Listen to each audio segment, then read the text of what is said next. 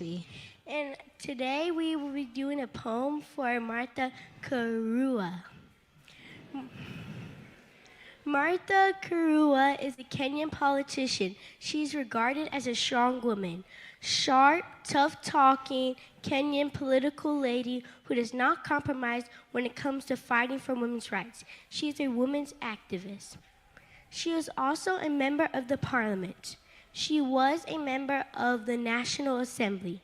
She also is an advocate for the High Court of Kenya. She is highly educated, brave, courageous, and a powerful woman. She was also one of the first women to join the parliament, and later at a young age, she was elected to join the multi-party of politics. She is smart, tough, and courageous, and together will fight with Kenyan men politically.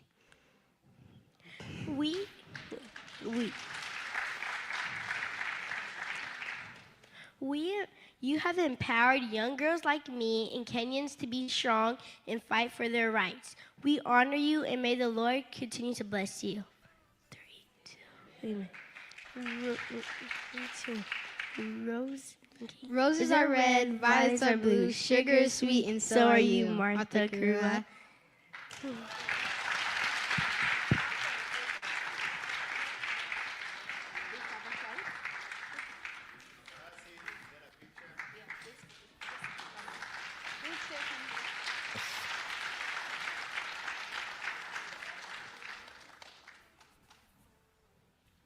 Perfect. This is an open thing, and I'll be out of the. Give me the point. I'll be out of my picture very shortly because I'm just doing this as a father of the house, and I'll turn it quickly to be a community. I don't want anybody to think this is Patrick KCC, but of course, being the man of the house, I wanted to do a few things and invite you so that I'll translate shortly to our two moderators. That's where they are there. They are not bodyguards. Mother has no problem with the security, but they are wonderful ladies, wonderful, strong ladies in this community who are gonna take us through after we have done this part of it. Let me randomly ask this question, and I will have Mike to have this. If anybody was asked about Mother Karua, what comes out of your mind? Let's start with an elder lady here, Apostle Teresa. When somebody talks, what do you know about her? What wamejua from your heart? Who is Mother to understand them so that we know? Yeah, when I hear that name, I just think about her truthfulness. I like the way she's a strong woman, and she's a fighter for the human rights, and she will stand her ground. It doesn't matter who she faces. She stands her grounds for the truth. Wow. That's how I see her. By the way, anybody from Kirinyaga? Sam, I know you're a neighbor. Come on. What do you think about this lady from your... Yes? Iron lady. Yeah, Naona Ngumi. Okay. Anybody else from the forum would like, yes, give that mic to that lady. When you hear Mother, who is she to you? Yes, I'm from Kirinyaga, and she was our member of parliament, an inspiration, and just we are so proud of her, and we are inspired. What is your Ageshagi so that she knows the connection? Kirinyaga where? Kirinyaga, I'm actually her neighbor. She may not know me. I'm from Kimunye. Kimunye. You know the lady who came to get milk from your house? Yeah. Kimunye. They are Munya Mahwa. Anybody? Yes? I think I've admired Malta for many years.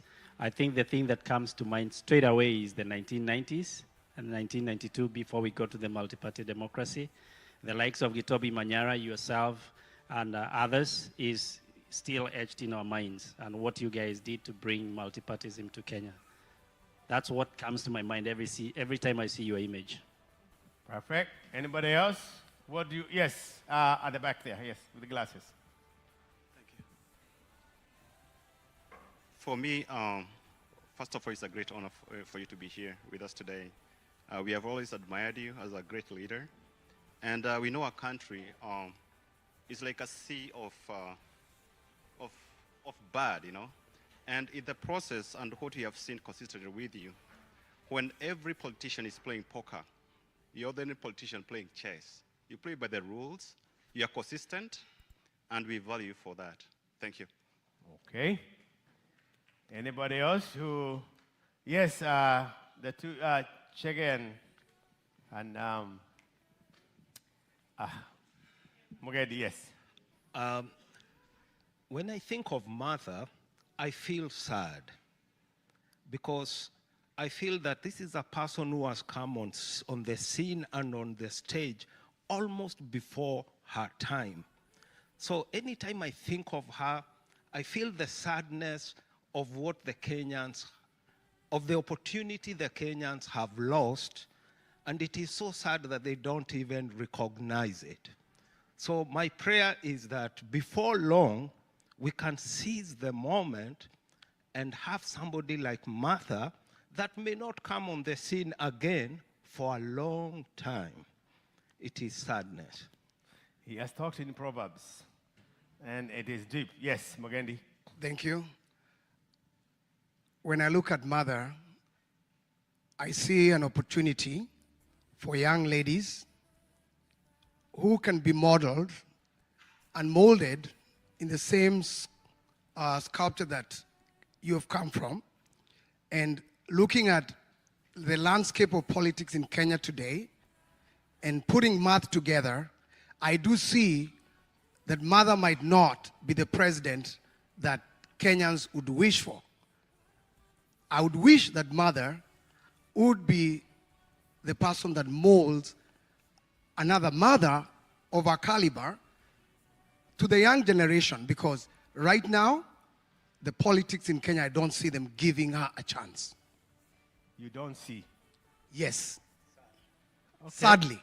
Okay. Sadly. Sadly. Yeah, then 1, 2 more, and then I'll switch to, because we will have a moment of questions when we have the moderators. But yes, Dogoiro. Yes, when I see mother, I started seeing mother in the 90s when I was an intern at Kenya Human Rights Commission under Minor K, and I followed you all along. When I look at you, I see integrity, resilience, and the ability to speak truth to power, including as recently as 2 weeks ago when you went for Betty Mrogi's mother's funeral. We follow you from here. Thank you, and keep it up. Yes, Mary. We need women. We don't have a lot of ladies talking. Yes, Alice, after you. Yes. Yeah, I love the way you are so principled and you stand for justice and the truth. I would have no problem voting for you as my president. Yes.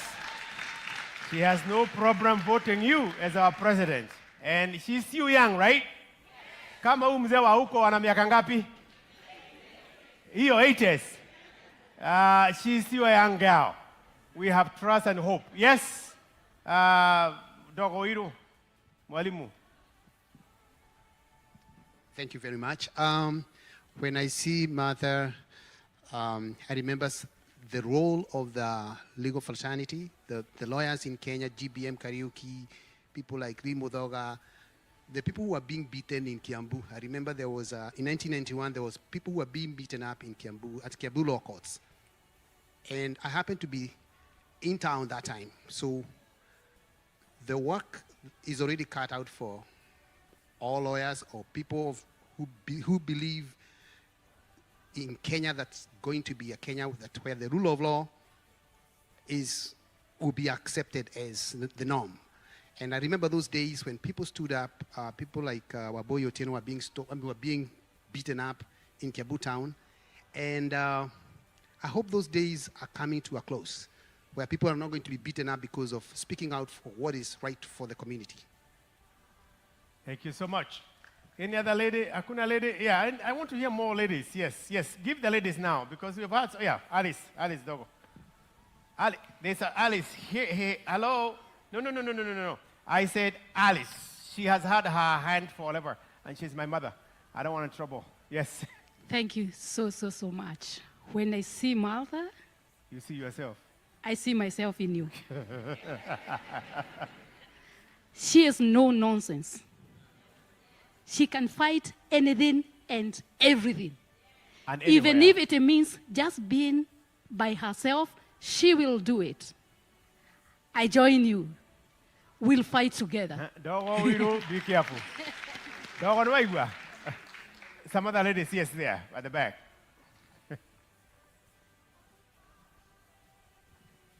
Hello.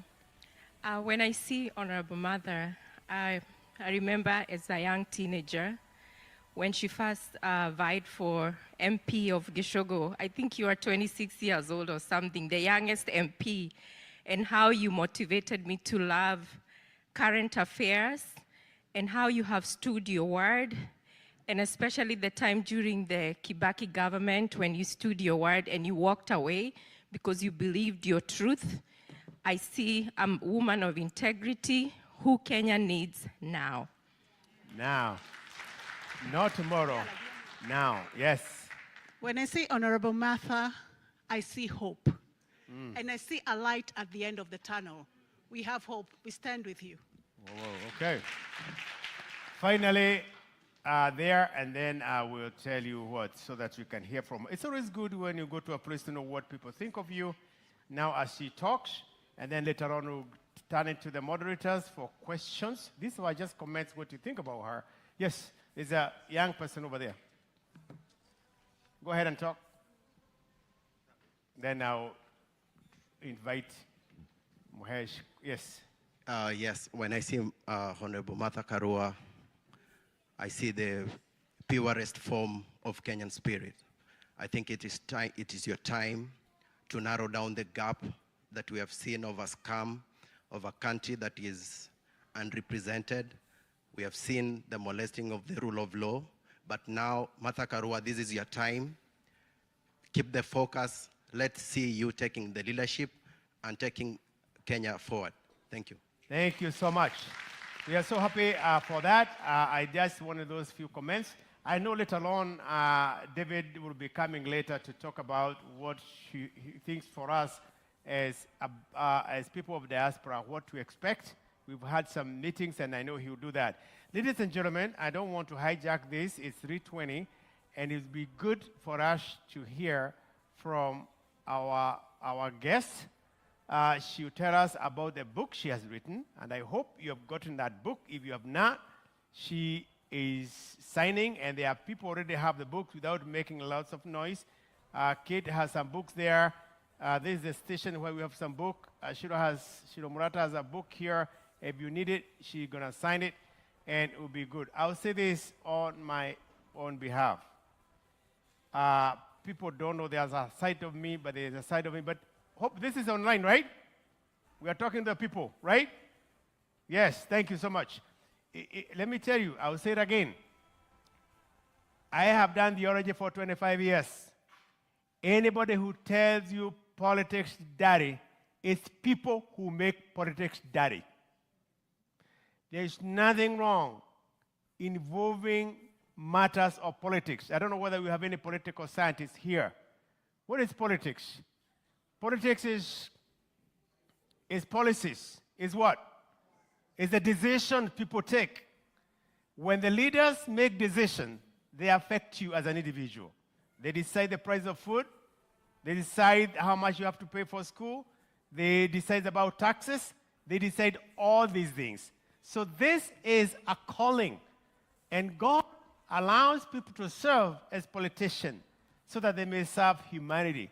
And on behalf of this community, Madam Mother, we really thank you. We are here a few years ago when we had our cultural setup. You encouraged us. And we are here to welcome here in Atlanta. Feel at home. She came last night, and I think she'll tell us how she has felt. So what I want to do is to honor her. We are going to clap hands, stand, welcome her. She'll speak. The minute she speaks about the book and about Kenya, I'll turn it over to our two moderators to invite questions, and then we'll come later on to close. So let's all rise and give hands to our sister as she comes. Thank you for your work. Thank you for your effort. Thank you for your resilience. Thank you for your patriotism. Thank you for your love for our country. Welcome. Asante sana. God bless you. Sit down. Welcome, Mheshimiwa. Good afternoon, everyone. Asanteni sana for welcoming me into this great community of compatriots. I was remarking today that your passion for Kenya and your passion for our culture, your pride of being Kenyans surpasses those of us at home and what we do at home. You are keeping our languages strong by teaching your children not only the languages we speak, but also imparting our culture in them. By coming together to remember Kenya, you are doing it more than we do because of nostalgia. I came in last night to a very warm welcome by Pastor Gigi, by Rebecca, and by Monica. And when I went to the home I went to, because I'm being hosted, it was so warm, I actually thought I was with my family in Kirinyaga. It really has been very warm, and that's the same warmth I continue to find among those of you who are there. Thank you for making me feel at home, away from home. And thank you for keeping together, far away from our motherland. I want to be very brief because it's been a long day. Firstly, to say, I do not need to list the problems bedeviling our country today. I know you keep in touch. I know you know the broken state of governance. You know that the Constitution is no longer being used as the operation manual. Otherwise, there would not be abductions, deaths, torture, and all things going wrong. I know you have been victims of monies you send home to buy property, and the property ending up being somebody else's title, or you end up being conned. I know that you are subsidizing healthcare when your loved ones at home have nobody else, because NHIF disappeared and the SHA chief is not showing up. I know you are subsidizing education when the system has failed like it has. I know you are subsidizing livelihoods because poverty is on the rise, not on the decline. When working people are being left with so little or nothing on their pay slips that they can no longer feed their families, pay their mortgages, pay for their cars. If you look at the page where auctioneers advertise, you would think the newspaper is owned by the auctioneers. So many people are in trouble. We all pay taxes and nobody refuses to pay taxes. But one of the principles of taxation is that you cannot tax people beyond what they can reasonably bear. Taxation is not supposed to be completely extractive where it brings you down. It is a contribution to the services and to the running of your country.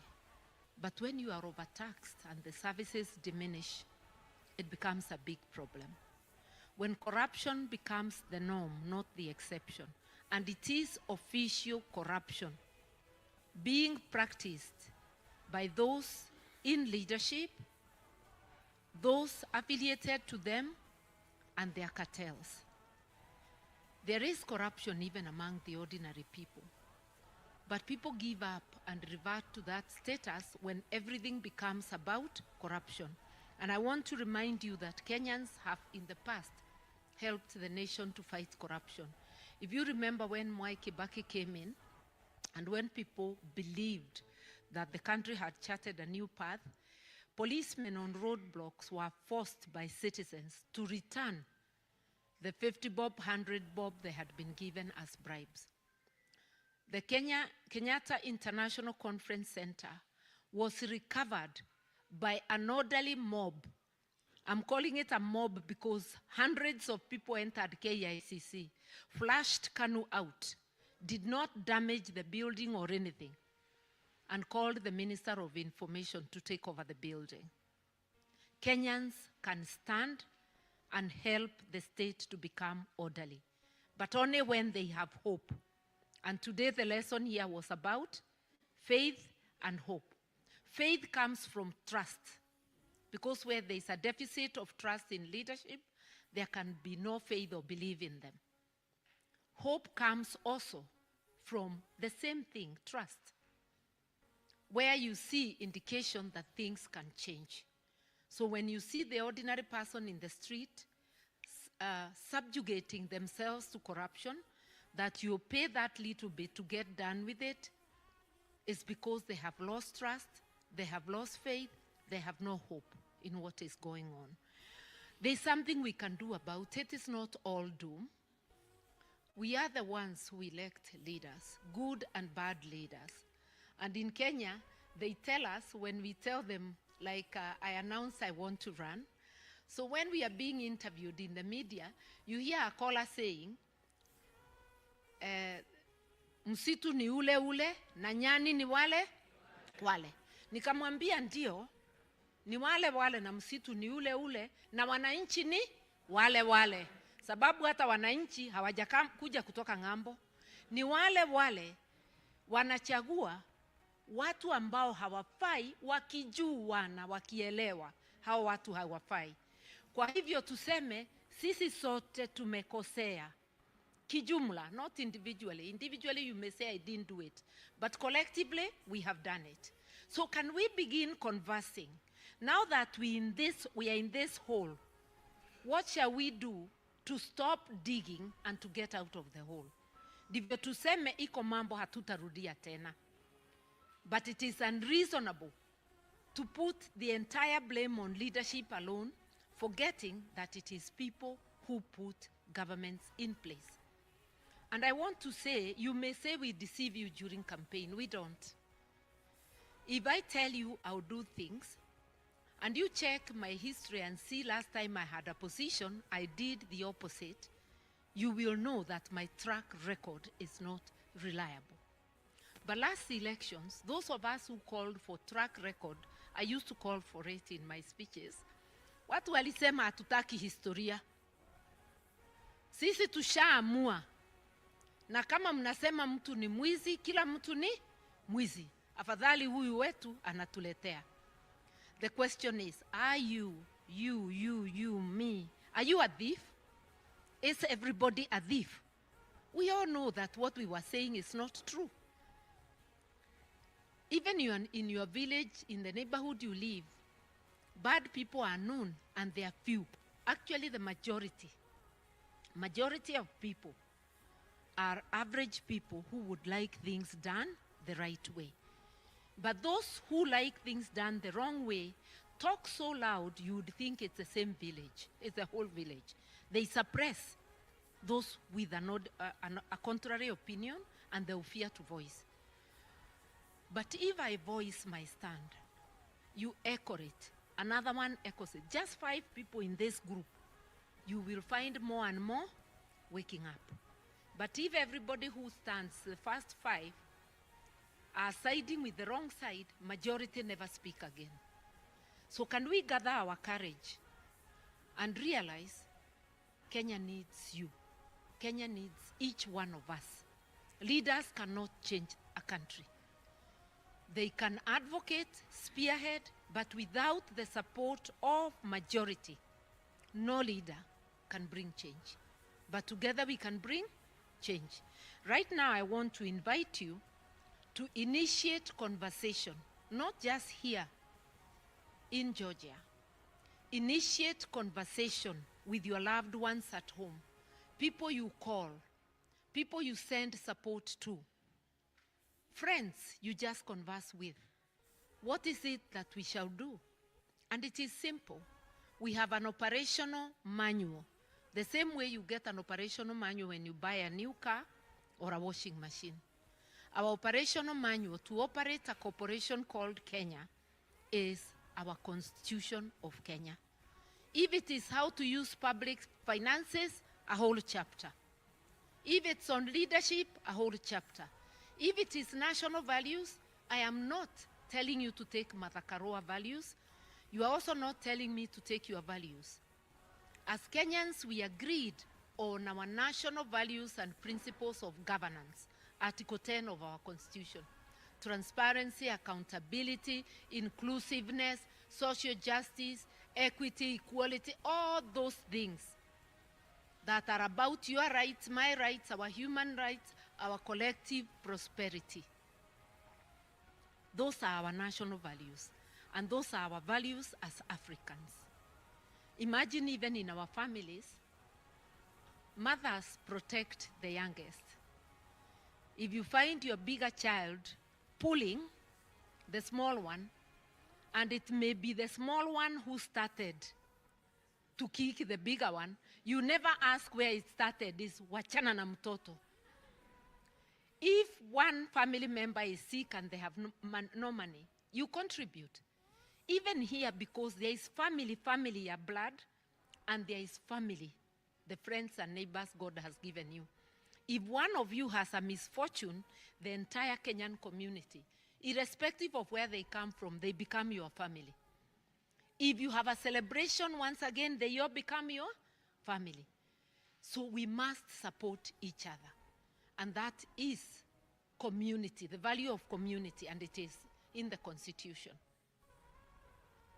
Kenya is our larger community. You come from a family, you have a community of friends, you may consider those who speak your language your community, but Kenya is the super community of all communities. And we are together to look after each other. Article 43 talks about basic needs, that a government must facilitate the basic needs of the people. So what would we do differently? For instance, because I'm asking for that chance, a Karua administration would use the operational manual. It means that you ensure there is accessible education, accessible health, you make sure that there is housing, and if there is no housing, because it will not take a day to build houses, you will ensure there is some social support. And for there to be housing, you don't need to give your cronies and cartels the work of building houses. And by the way, that work does not belong to national government. It's to county governments. Hata samani sini council. The county governments are doing what the council used to. You cannot have a national government giving tenders for houses in counties. It's not their work. Pure corruption. And that's why they end up being expensive beyond. And then you cannot say you're building houses for people when you are actually destroying the houses people have and leaving them destitute. And do you know whose houses are being destroyed? The poor. Some are retirees who bought land and have titles. They have no other money they are looking forward to. Imagine what happens when that person's house is destroyed. Some get sick, some die. Children are sleeping outside. They are left destitute. And it's mass demolition without any notice and without alternative. Because where a government demolishes for development, the rules, even international law and our constitution, you must find alternative means for those people. Because when there is a humanitarian crisis, who is supposed to settle the people if floods come? The government. So you cannot create a humanitarian crisis in the name of development. You cannot force people to contribute to housing. It should be voluntary. There are people who will never need your housing. They are already in their own housing. Those who will never afford, you cannot force. So there are so many things, and we can change them. All of you here, and I'm very glad that you get to tell me which family, because I know all the families.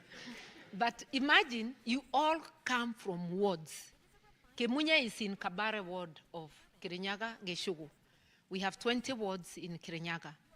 You come from a county, but beyond a county, your links are with a ward in Kenya. What if all of us started conversation in our wards? How shall we elect the next leadership? What shall we be looking for? When you want a driver, you ask them for their license first because you want to know whether they are qualified to drive. You then ask, have you had accidents? You want to know their history of driving. If a guy tells you, or a lady, I've written off 3 new cars in the last 3 months, would you continue with that conversation? Imagine we take leave of our senses for political positions, because if my history shows I cannot be trusted with public issues, ni kama kukuambia I've written off 3 cars, and you are clapping and hugging the person and telling them pass, and you do not want to interview any other. Let us own our collective destiny. Let us agree that we will exercise the same prudence we exercise when it is your personal issue. Collective issues are more dear than personal issues. When they go wrong, they punish many. They punish the vulnerable. Do you know Shashif is causing death? Do you know people are hungry? Insecurity is causing death. Violation of rights is causing death. Can you see how serious that interview for a public position should be? And public position is not just the presidency. Your MCA and your governor make your county government. And most issues, including health, are for your county government. So let us not underrate election of that MCA, governor, member of parliament, women rep, senator, and finally, president. Let's take all 6 elections seriously, and let's be ambassadors to mobilize. And you can do so digitally. We've already been shown by the Gen Z that digital rallies are bigger than physical rallies. If this is online, perhaps we are having more people online than those present here, although I'm really very happy with this turnout. But I'm sure if it's digital, there is more presence digitally. So please, Kenya needs each one of us, and you can do so much more. Imagine you can mobilize 10, 100 votes in Kenya while seated here. Imagine those votes can have a ripple effect, and you and a friend can change your ward. And if several other people are doing the same, you can change a county. And if other people are doing so in their counties, in 47 counties, we can change Kenya. Change will come a ward at a time. And within the ward, a polling station at a time. Then a county at a time. Then the entire Kenya together. Do not worry how we will do it. I want to very quickly talk about the role of money in politics. We need money for logistics, for sure. But we do not need obscene sums of money to dish out to voters. Even when we dish out money, only very few get that money. But those few then drum the support of their whatever so much, it fills the air and people are influenced. Imagine you have influence you can use. And between now and this time next year, we will have conversed with Kenya that this time, in order to get out of this cycle, we must elect with our minds and our hearts, not our stomach. You may not be able to stop a hungry person from taking a 50 bob or 100 shillings note. But if we have hardened their resolve, they will take, knowing perhaps it's corrupt proceeds of their money, but they still will not vote for that person, the way they used to do during the KANU era. Why am I saying we have only 1 year and elections are in 2027? Because the window for reasonable conversation is 1 year. By next year, the fever for election will start rising. And we will reach the time when we become hard of hearing. When we cannot have a conversation, it's a shouting match. There's so much you can do. Mobilizing support, mobilizing resources, those necessary resources. And this you can do by supporting a candidate or candidates of your choice, supporting a political party of your choice. The party I lead has been rebranded. It is the People's Liberation Party of Kenya. Our slogan is Unite, Liberate, because we are so aware that we need unity of purpose in order to liberate ourselves. But there are many parties. If PLP does not attract you, kindly join any other party of your choice. Let us advocate for good governance. Be a digital warrior. Even call, be a voice warrior, because you can call through WhatsApp, you can have conversations. There's so much more we can do. Mobilize here, mobilize out there. And I know you have issues of additional voting stations as diaspora. We will join you in calling for that. You do not need any additional legislation. Even the 3 that are there, hakuna bill ilipelekwa parliament. It was administrative action. We need quick administrative action for more polling stations based on demographics. We need to see services come to the diaspora where they are. Nothing stops the ambassador sitting in Washington from choosing a period in summer where they go 1 week to each of the states with a heavy population of Kenyans. It is possible to bring services to you. We want to encourage you to demand, not to request, to demand for services. You are the #1 foreign exchange earner.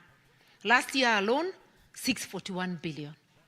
The total number of, money the Kenya government last year gave to the 47 counties for their running was 341 billion. It pales when compared to your total. For development in the 47 counties, which is Kenya, apparently 109 billion. You are a very significant force. We want to encourage you to leverage your financial clout and to say no taxation without representation. Please let your voices be heard. We in Kenya undertake, and I personally undertake, to help amplify your voices. As I wind up the political talk and then 2 minutes of the tide, I want to say this, that in Kenya, just like here, we Kenyans have this Harambee spirit. When we want something done, we get together. When you want a road which is impassable, Kenyans get together in the absence of official services, and they can even build a bridge. Like I know Membly Estate built a bridge recently because it had collapsed and the state has taken too long. And I know up country, I see women and men carrying stones to put at an impassable point of the road. Water projects, electricity projects, people contribute. People have even built schools. I just want to tell you, there's only one project we ignore. Siasa ni muradi. Chama ya siasa ni muradi, and a candidate stepping up, hiyo ni muradi yako. Why? You're looking for better governance. And politics is life. It determines the services you get, even your security. Tuchukue siasa, vyama vya siasa, na siasa kama muradi. If you leave me to get money alone, I'll probably concentrate on filling my bag when I get there. But if I'm your muradi, you will hold me to account. I will owe it to you. And we will be stopping cartels from funding candidates to then demand their drop of blood when we get there. Kindly let us tell our people. Uchaguzi ni muradi wa kuboresha nini? Nchi. Asanteni.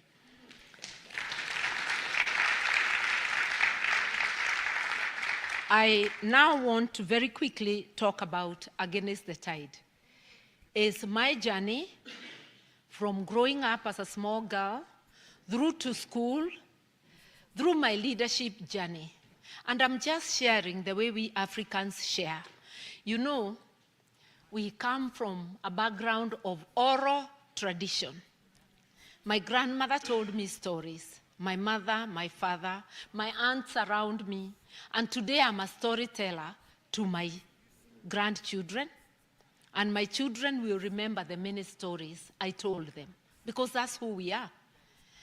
But because now we have reached a stage where we share more than those who speak our languages, and where we want to share for posterity, we are putting our stories in black and white. This is about sharing. We share my triumphs, we share my falls. There may be something I did that may encourage you. There may be something you will avoid, a pitfall that you may avoid. So this is a question of sharing. You want to understand me better, you will see me in this. Nobody's life can fit in one book. We take the highlights. Those who may not have met me, kindly meet me here. I hear people saying, hata hacheki. Unataka nicheke nikiongea mambo ya wizi ya pesa yako? Unataka nicheke nikiongea juu ya watoto wetu kuuawa? You are seeing me very serious moments. Meet me here. We may laugh together. And you may realize, mimi ni kama wewe. Ile sura unaenda masisi nayo, sio sura ya harusi, sio sura ya party ya welcome a newborn. We all have different shades, but the media will portray the moments they want to portray. So utasema huyo hata hacheki. Si cheki maovu ya kitawala. Lakini ukinikuta a good moment, my friend, we shall have a good laugh. Ukinikuta masaa ya kudance, tutadance. Hata ukifikiria wewe ni Gen Z, utakuta Granny can dance better than you. You see? So we all have different faces. I welcome you to meet me here. And those who may not get copies today, this book is on Amazon. And we are going to continue marketing it, because being in black and white, experiences, some of our experiences are universal. We can share them beyond the borders. Asanteni sana, mbarikiwe.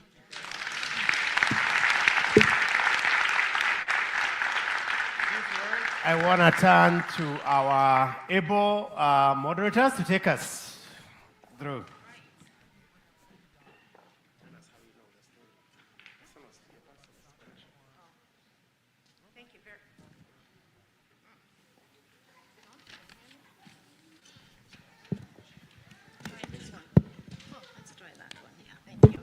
Thank you. Asante sana, Honorable Martha Karua. As we've said, we are honored to have you here, and it's truly a pleasure to have you here. So we will, as we had, alternate with Kate to moderate this event. We have some questions that came from individuals who were not able to be here. So what I will do, I'll start with one of the questions that came from someone who was not able to be here, and then we'll go from there. So the first question that we have here, and I believe this question came from Sue Mwaura Ouko, sent a question, and her question was,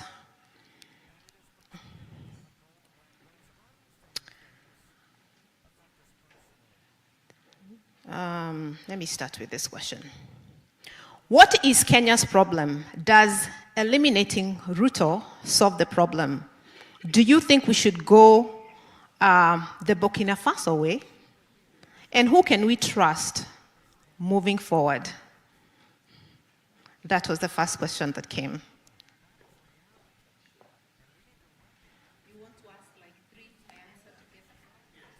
I think that, yeah, okay.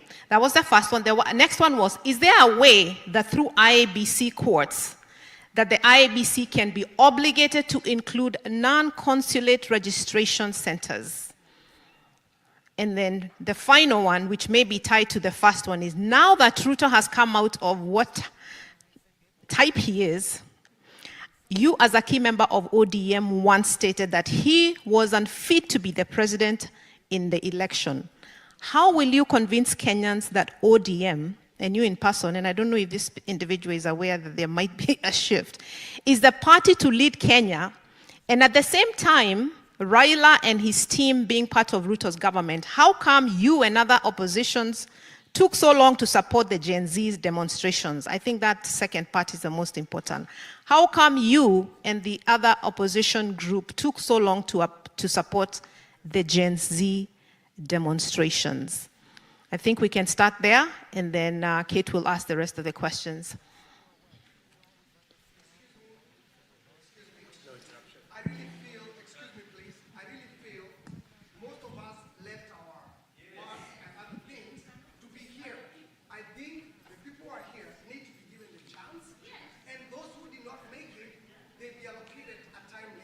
Thank you, Mugendi. So, we are in a democracy, and we appreciate that, and we will take that into consideration. Because Muheshimiwa was already in her way, prepping herself for that, the first part of the questions, let's give her a chance, and we certainly have heard you. Thank you. Thank you. I think I'll start with the last one. What made us take so long to support the Gen Z? If you followed the Gen Z protests, actually they were asking that we keep out, politicians keep out. And we deliberately kept out, although supporting them on social media, because we would have given Ruto the excuse to say that it is politicians mobilizing. And you remember we had our own protests as Azimio, which had not been as successful as the Gen Z. This was unexpected, and it was only fair. Personally, I supported them on the keyboard only, but without making it look like we are the ones, just urging them on. You sometimes have to let things happen their own way. The only place we never really supported them, and we let them down, when they were massacred on 25th, as their parents, the whole country, we should have come out. We stayed inside as cowards when our children were crying and being massacred outside. That's the only collective blame we take, and which was entrenched by Raila speaking, purporting to speak on behalf and saying, we are talking, until people asked him, what do you mean by we? And he now retreated and said he meant ODM. You see? We let them down collectively as Kenyans. We did not show outrage. We are actually guilty of letting down our children. I don't know how a parent can stay outside when in your compound you can hear your children being hacked to death outside. We should have come out to die with them. Let him kill as many. In Bangladesh, the army killed over 400 until they realized this is not feasible. And they told the lady, it's you to get out. We are not brave collectively. We let our children down. It is a lesson. Moving forward, we must do it differently. How can we all wait to be wiped out? It's still happening. We need to think. The other one, I am not a member of ODM, I'm sorry. Even when I deputized Raila, I deputized him as NARC Kenya, now rebranded as the People's Liberation Party. And we differed when the demonstrations of Azimio were stopped, when Azimio was tricked by Ruto to accept a parliamentary process. NADCO is a parliamentary process. And a parliamentary process, Ruto was welcoming them into his arms. And look at the end result. ODM has one leg in government, one leg in opposition. And I've been telling them publicly, we left Azimio even before we rebranded to PLP. So I'm not a member of Azimio. Raila alikuwa kinara wangu, alikuwa, sio kinara wangu. And it is by choice. We agreed to disagree because failing to relinquish opposition or watchdog committees, which belong to the opposition, when you are actually in government by donating your people to be part of government and dining with the government, it's a violation of the Constitution. Watchdog committees of public accounts and public investments must be chaired by virtue of the Constitution and the standing orders by a party that is not in government. And when a party in the opposition wishes to be part of government, you have to do a formal political marriage. And that is called a post-election coalition agreement, which has to be deposited with the registrar. Yani unaelezea umevuka. You have moved to the other side. They've refused to do what is honest. We are calling them out, but me, I'm not a member of ODM, never was its partner, but we parted ways. Yeah. Because you cannot remain in one position if things change. You have to move. The other one, IEBC, to include other registration centers. I had already said so in my address.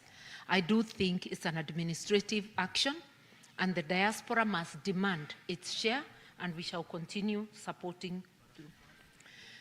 What is the problem? Is Ruto the problem in Kenya? Yes.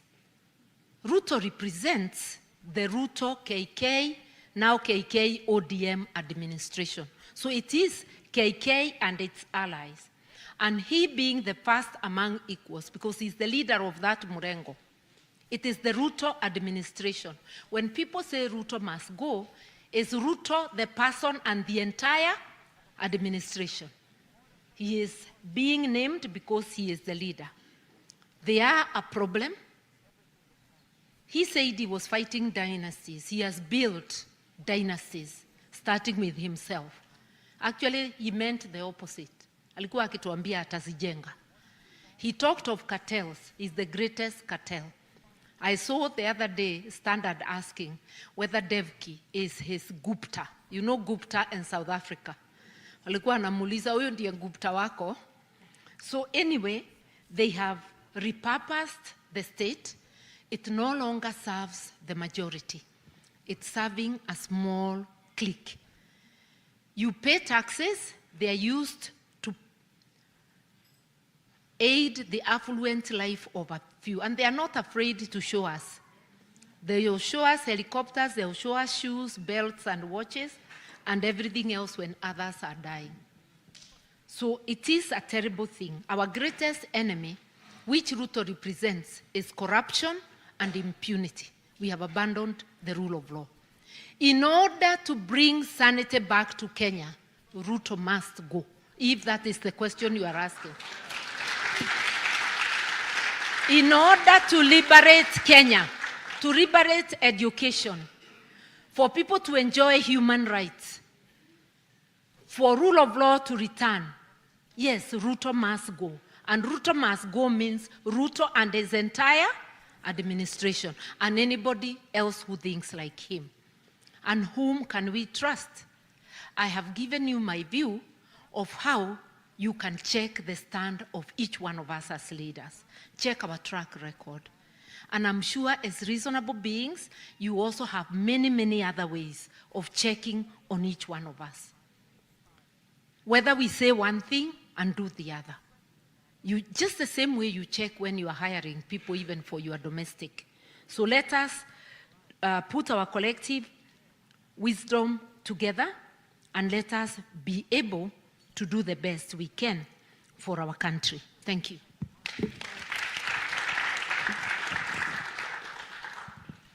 Wow, good afternoon, everybody. We appreciate you, our Honorable Mother Karua, so much. First of all, welcome to Atlanta. We are happy to have you, and congratulations on the book. So we will continue these candid discussions with Martha. I have met Martha today for the first time, and I can tell you, just for the little time I have met with Martha, I've really connected with this lady. I have seen her as this tough, iron ready we all know about. Actually, I had to ask her, where do you get your niche? Because she is a go-getter. Ladies, let us get empowered by Martha.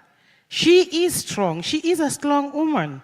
And women, now women, you know, we have become strong. So let us continue with these conversations. We are here to support you, Martha. We are here to listen to you. And we will continue with the questions. And I know there are some people who will be passing the mic. I think I have the first one.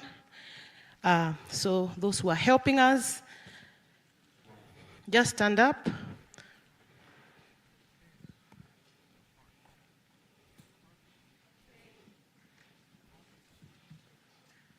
Good afternoon, everyone. Good afternoon, Honorable Martha Karua. Okay, I'm not standing on the basis of politics, but I'm standing on the basis of education, because you've said liberation of education is also a key aspect in our country. As a teacher who has 2 certifications, both in Georgia and California, I was a TSC teacher, and I'm looking at the new education system, which is the CBC. We really took the new system, which is not exam route oriented. But since I've been here as a teacher, I've realized that there are cracks involved in our education system. So if we can change it, because I have a proposal which I've been writing, and I was surprised to see in our WhatsApp group that Martha Karua is coming. You can help me to be in the media center, to give them to give me a platform to tell them the reason why we should change some subjects which are in our CBC. I think our education system in the high school level should have a CTE program, which we have in the Douglas County system, whereby we educate our students in relation to the real life situation on the basis. We should not have more compulsory subjects which are not relevant to our students. We are here, but we still have our families back in our country. I still have a 5-year contract with the American government, but still, I'd like to go back to my country to address the new curriculum, which is the Douglas, which I've really been researching on, and with my new teaching certification in California, to tell them that we have messed in the new CBC. It is good for addressing the issues of the Kenyan child, but we really need to adjust some other aspects. As Maya Angelou once said that, what is education? It is to give us the transformative power. At the same time, it is to bring the innovative or creative aspects of a child, and also to provide a better future. So with my proposal, I'm kindly asking Honorable Martha Karua to give me a platform in June, because I'll be having a break back at home, to have a chance in one of the media centers to address the TSC, to allow teachers to come at the same time, teach here for a period of 1 year, go back and implement it in the classroom. Thank you very much. Thank you.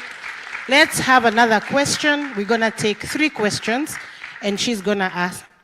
Okay, let's have this side. Gender balance.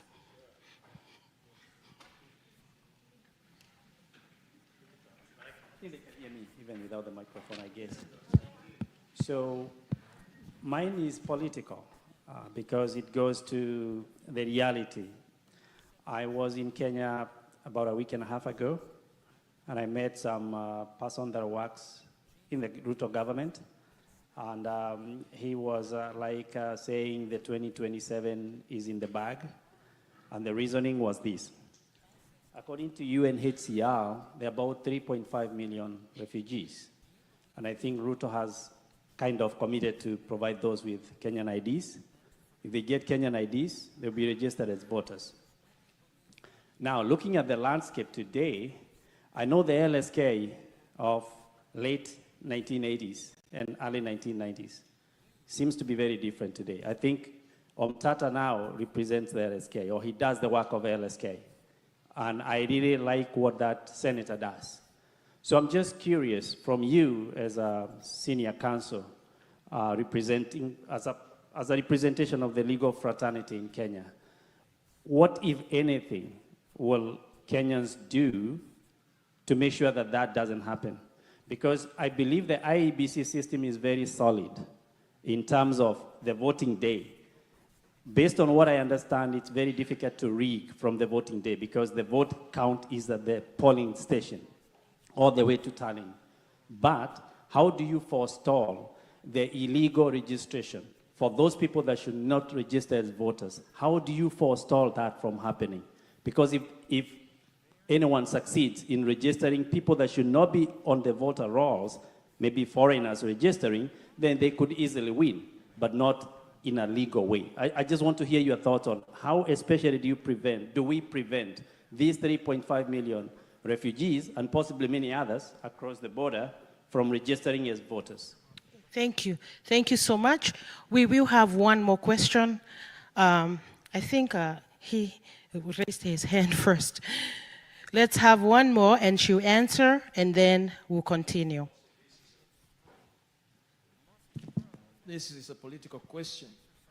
Tying to what that gentleman has just said, the fact that we know sometimes if we are struggling right now, we have pain, should we wait until 2027? Or is there any provision by the Constitution? Now that we know we are in a country where presidents have been taken to court and even to jail, why can't we have an avenue where if the current regime is corrupt and there is evidence, what is the law that can provide so that we remove them ahead of time? Thank you. Thank you, Mheshimiwa. Once again, I'll start from the bottom and say this. The Constitution provides that sovereignty belongs to the citizens. And I genuinely believe that the Ruto administration was sacked last year, June 25. 37 counties were out in numbers that are unimaginable. If it was a self-respecting administration, he would not have sacked cabinet, they would have resigned as a government and paved way for a new administration. Now that this did not happen, there are many ways they can be run out of town legitimately or run themselves out of town. The economy can collapse. It can also be caused to collapse if Kenyans collectively agreed to boycott work even just for 3 days. The economy is so fragile, it can collapse. There are many options, but all that failing, 2027 is not far. Although people will have suffered so much, we need to prepare. And this joins with the question that, is 2027 a lost cause? Have they already put all the rigging machinery in place so that there's nothing we can do? This is the propaganda that will be marketed to you so that you give up even before trying. There are no 3 million refugees in both Dadaab and Kakuma. Let us begin there. Remember, we had started getting them to go home. Even if you put them together, I don't think they can even add up to 2 million. And Kenyans are not staying idle. Cases will be in court because to be even able to register refugees, the Constitution of Kenya is greater than UNHCR or even the UN. There has to be public participation. There has to be a bill in parliament, legislation. You can't just dish up Kenya's IDs to refugees without a policy paper, without legislation, and with that, it comes with public participation. I believe people are in court. And yes, Omtata does very good work. Even long before he became a senator, Omtata was known as a public defender. But I want to say, the Law Society, under the leadership of Faith Odhiambo, is now the greatest public defender in Kenya. They're actually like an alternative government. Faith has inspired the membership. Faith, a young woman, and a scholar, has inspired the membership that anytime the public are arrested, whether in Isiolo, in Mombasa, in Kakamega, any place in Kenya, with just a click of a phone, she'll be able to instantly mobilize lawyers to appear. And if you have followed, you have seen it. If it is the abduction cases, Faith was able to get LSK to go to court to question the cases. And then she named several of us who had shown interest in fighting abductions as interested parties. I was an interested party in that case. Omtata was. The Kenya National Commission on Human Rights, the Kenya Human Rights Commission, which is an NGO. One is a constitutional body, the other an NGO. We were several interested parties to help LSK to support the case. The court gave what I would call a funny ruling the other day and said that we now go and prosecute the application. I will not go into the merits of that, but I want you to acknowledge that LSK is back, and it's back under the leadership of Faith Moni Odhiambo. And she's doing very great together with her entire council, and there is harmony. We still appreciate the effort Senator Omtata puts. There is also another doctor from Nakuru called Morara Omoke. There are several Kenyans who have come up. They may not have acquired the prolific status of Omtata when it comes to suing. Omoke is in Nakuru. There's another person in the same Nakuru I'm forgetting. There are several people around the country who are now regularly suing the government. And it is something beautiful. We are under a dictator, but the only difference between this and Moi era is that there is a constitution that helps us to push back, to get, even if it's temporary orders, to fight these things. So we have not lost. And those who are wondering how we shall win when it is Ruto and ODM putting in an electoral commission, we are telling Ruto, even if you put together a Ruto electoral commission, bado tutakushinda. Please do not agree to be smothered before you even try. We are willing to try. And as the opposition, we are uniting. We have unity of purpose. Not everybody has come under it, but the doors are wide open for everybody to come under that umbrella. To defeat a dictator, and that's what happened during the KANU era, you got to front one main opposition candidate. And you've got to move the country to the extent that a majority, a large majority, vote on one side. If you remember, Kibaki had over 63 or 67, between 63 and 67%. KANU membership in parliament dropped to under 40. We are saying the next elections, constituencies are 290. We must not allow KK and its allies to have more than 40. 250, lazima iwe upande moja. And all the votes must be largely on one side. That's the only way to defeat a rigging machine. I saw it in Senegal in January of this year. And we are telling our neighbors in Uganda and Tanzania, they must also unite. Because what happens in Uganda is affecting Kenya. And what happens in Kenya is affecting? You saw me going to Uganda to fight for Besigye. By the way, the case is still on. Because we must show the dictators, if they unite to oppress us, as citizens of Jumuiya, we are uniting to push back. Wafanye ile wanataka. Fear is not an option.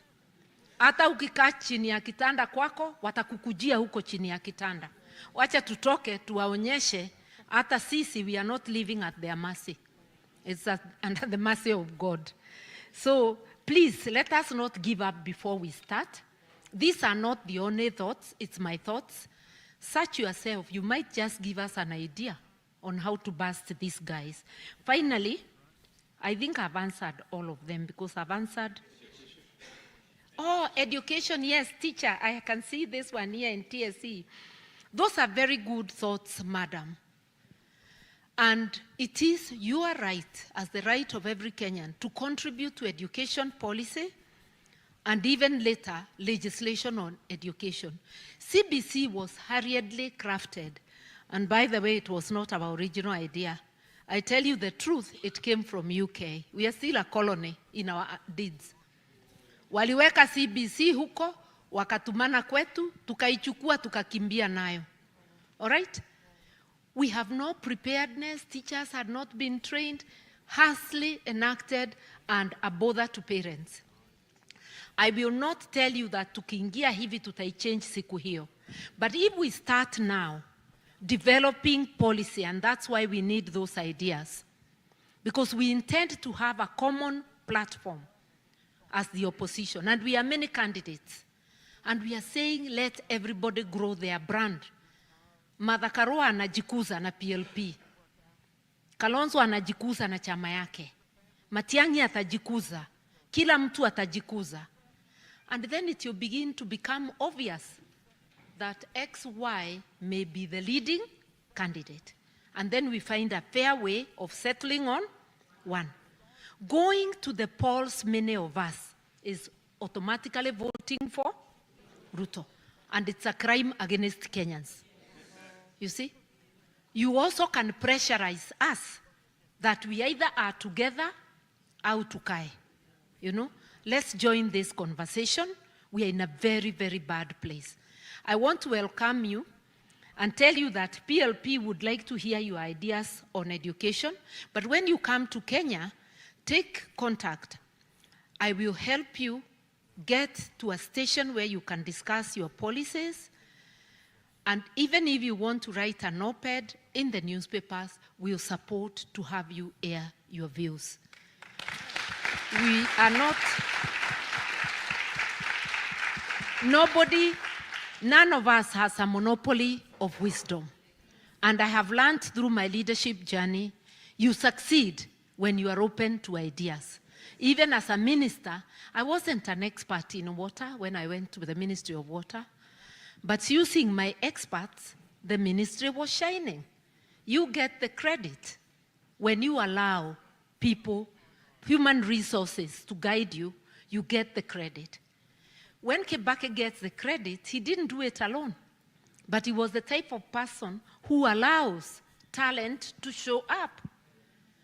Ruto is failing. When you become a know-it-all and you lock out talent, when you make your ministers and your senior people robots, you fail because nobody has it all. Thank you.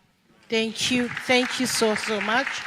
I'll have my co-moderator do the next questions. Thank you.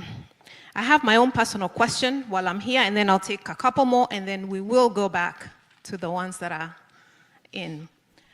Honorable Karua, you talked a lot about what we can do. As a diaspora, and we have had some of these conversations, we feel that in spite of all the remittances that we have continued to provide to prop up that government, we still do not have a voice. And we have talked about the various ways that we can be included in the process.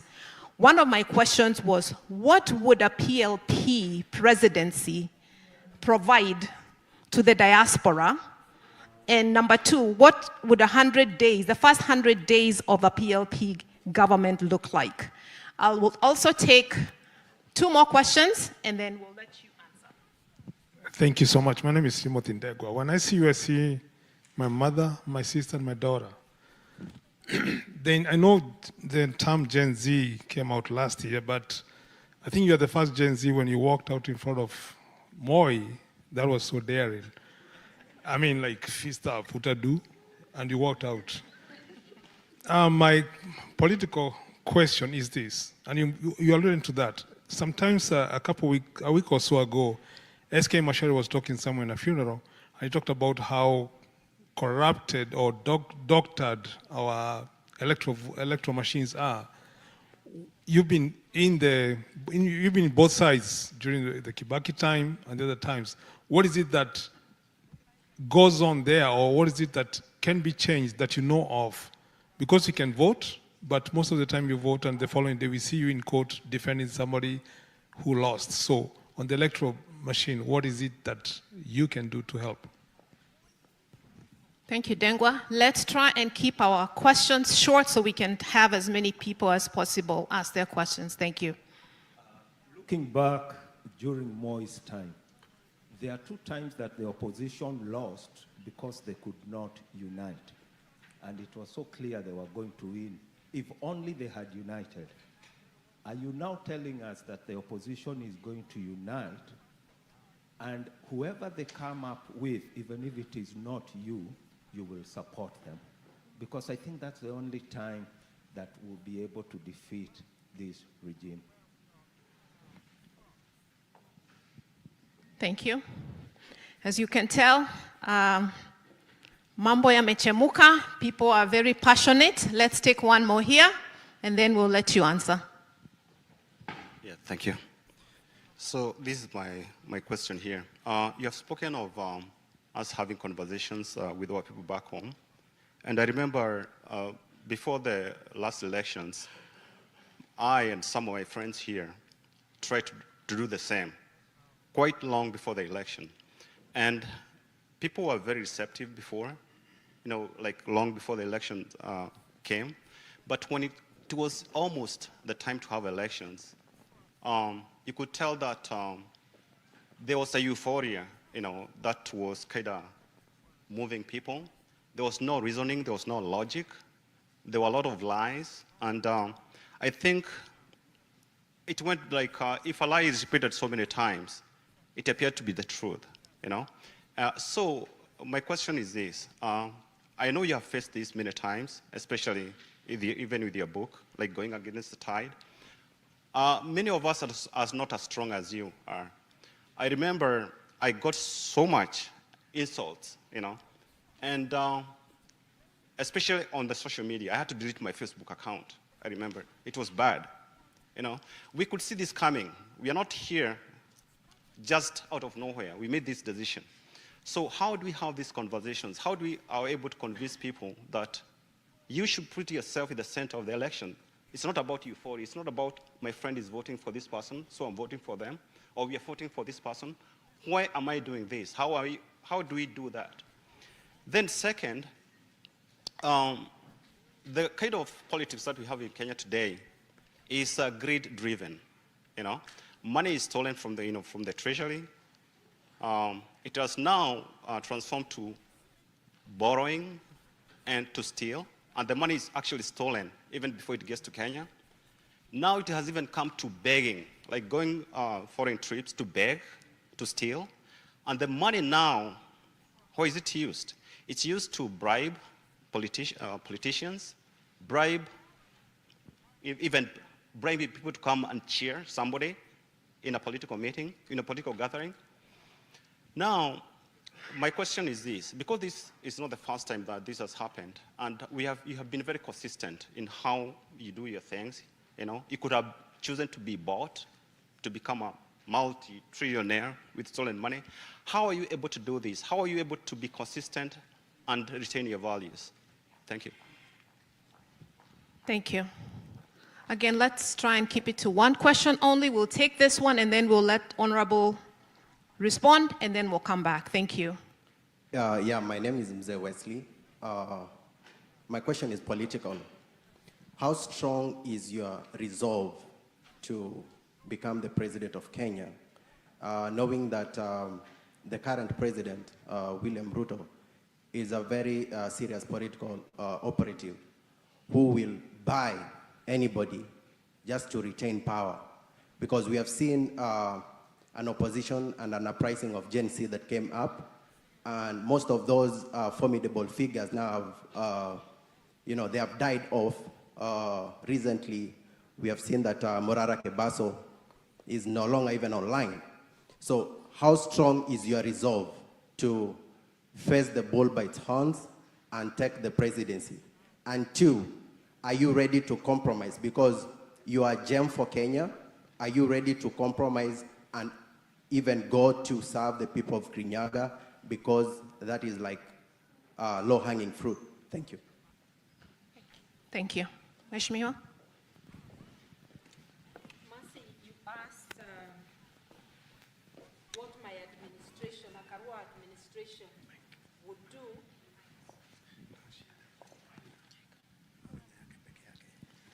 I'm trying to read my handwriting. You asked what to ensure. Oh, I'm not. What was your question? I wrote the way I wrote. The diaspora question? Oh, the diaspora. Yes, Yes. the diaspora question. And my short answer is that I would ensure diaspora participates not only in governance, but in government. Because if you make an appointment in government of a person who is from diaspora, it means that when you are discussing diaspora issues, there is a person who knows from lived experience. You cannot represent people's interests when you really do not exactly understand what they are. And it's the same argument we use as women, that unless there is a critical mass of us, you cannot be able to understand us. The same with the youth, with people with disability. Diaspora is a special category in any country. It, like everybody else, requires representation in government, not just in governance.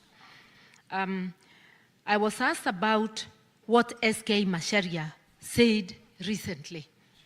SK, my good friend, was talking from his personal perspective as a member of ODM. He is talking about the 2007 elections. I was a member of PNU. I'll tell you to read Krieger report, they are online, Waki report. You will see that there was actual exaggeration of votes from both ODM strongholds and the PNU strongholds. Two thieves trying to steal each other. Where do they get the righteous indignation to claim stolen election when you are a thief trying to steal from the other? In vernacular, we say, "Moshemia korireo, mokungi." Yani, the creeping one find a crawling one. And one outsmarted the other. The truth of the matter, those were not honest elections. I defended Kibaki with the courage of my conviction, because at that moment, all I knew is how I had been elected, honestly. By the way, I never faced a petition the 4 times I was elected, because my ballots were counted normally. But now in hindsight, and having gone through the whatever, I know that there are places ballots were stuffed. When Kabogo was telling me that his election was stolen by Kanu in Thika, in Juja, the whole of Juja and Thika were one constituency. I didn't quite believe him, because George Thuo, who had won, was also a friend. But when they went to counting, the court nullified George Thuo's election, and we defeated Uhuru and his Kanu that election. We got Kabogo re-elected in Kenya. So I know for a fact there was fiddling of votes in Juja the way ODM was claiming. In Chepalungu, when I stayed overnight at KICC, the votes of Chepalungu had been listed as 337,000, which was more than the population of Chepalungu at that time. When I raised with IEBC, they told me, and like a fool I believed, because that time I didn't know there was massive rigging. They said it's a typographical error. They brought an adjusted sheet showing 37,000, and they said they would deduct 300,000 from Raila's votes. I'll give you only those 2 examples, and also tell you that Kasipul Kabondo had voted 115%. Those who were analyzing said any station that turns up more than 90,000, even 90% is impossible. But anyone that turns above 90, you remove, because that is an impossibility. So the situation Macharia is talking about, he's talking as a supporter of Raila, who had put in his energy and whatever. He is therefore talking about whatever he was told by the PNU without, either maybe he didn't know or anakanyanga break on what ODM did. I was a staunch supporter of PNU, but they had not told me what was happening. If I had left Kirinyaga, and you read in my book, 20,000 people had not voted in Gishugu. They tried to get me out of it. I refused and told them not to call me again. I had defeated my closest opponent with 12,000 votes. Had I left and they take 15,000 to add Kibaki and add to my opponent, they could then have said, amenishinda nangapi? 3,000. That's how elections are stolen. But something was telling me you cannot live without your certificate. So we now know what happened. I was courageous, able to hold a whole hall alone, because now I know what wa ODM walikuwa wondering, kwani she knows. I didn't know. I just thought people had been elected the way I was elected. So to change this rigging machine, let the votes not be close. How did Kibaki win in 2002? By, not 2002, 2002. Yeah, it's 2002, not 1992. He won because the vote was overwhelming. If it had been close, if members of parliament were close, Kanu angefinya finya. Already, Moi was being told by some of his people not to give up. But Uhuru went and made a concession speech. And even if they had added votes, they had no parliamentarians. They could not have survived the first day in parliament. Tungefanya motion of no confidence. So the only thing is for Kenyans to be serious. Unite, liberate is our slogan. You will not liberate without uniting. And yes, you asked. I very much want to be the CEO of Kenya because I feel strongly I can withstand the pressure. I actually say I was made for hard times, not for normal times. So I feel I can do this, and I am ready for it. But after all that, should it be found that somebody else should be the flag bearer, Kenya is greater than any one of us. I would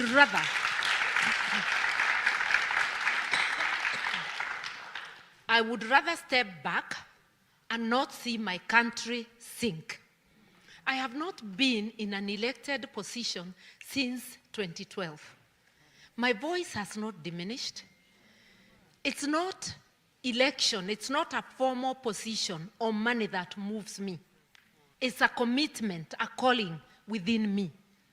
I can still serve you even not elected. But I am putting my bid not as a joke. Mugendi, this is very serious. I'm not giving at it before I start. There has to be a fast, and that fast you're looking at her. Yes.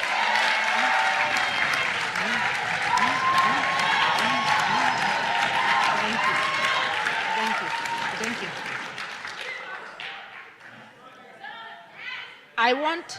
I want to agree entirely that 1992 and 97, opposition lost to Moi. Moi was winning with 33%. Unaona ni kama kurogwa tulikuwa tumerogwa. Wakati huu hatutarogwa.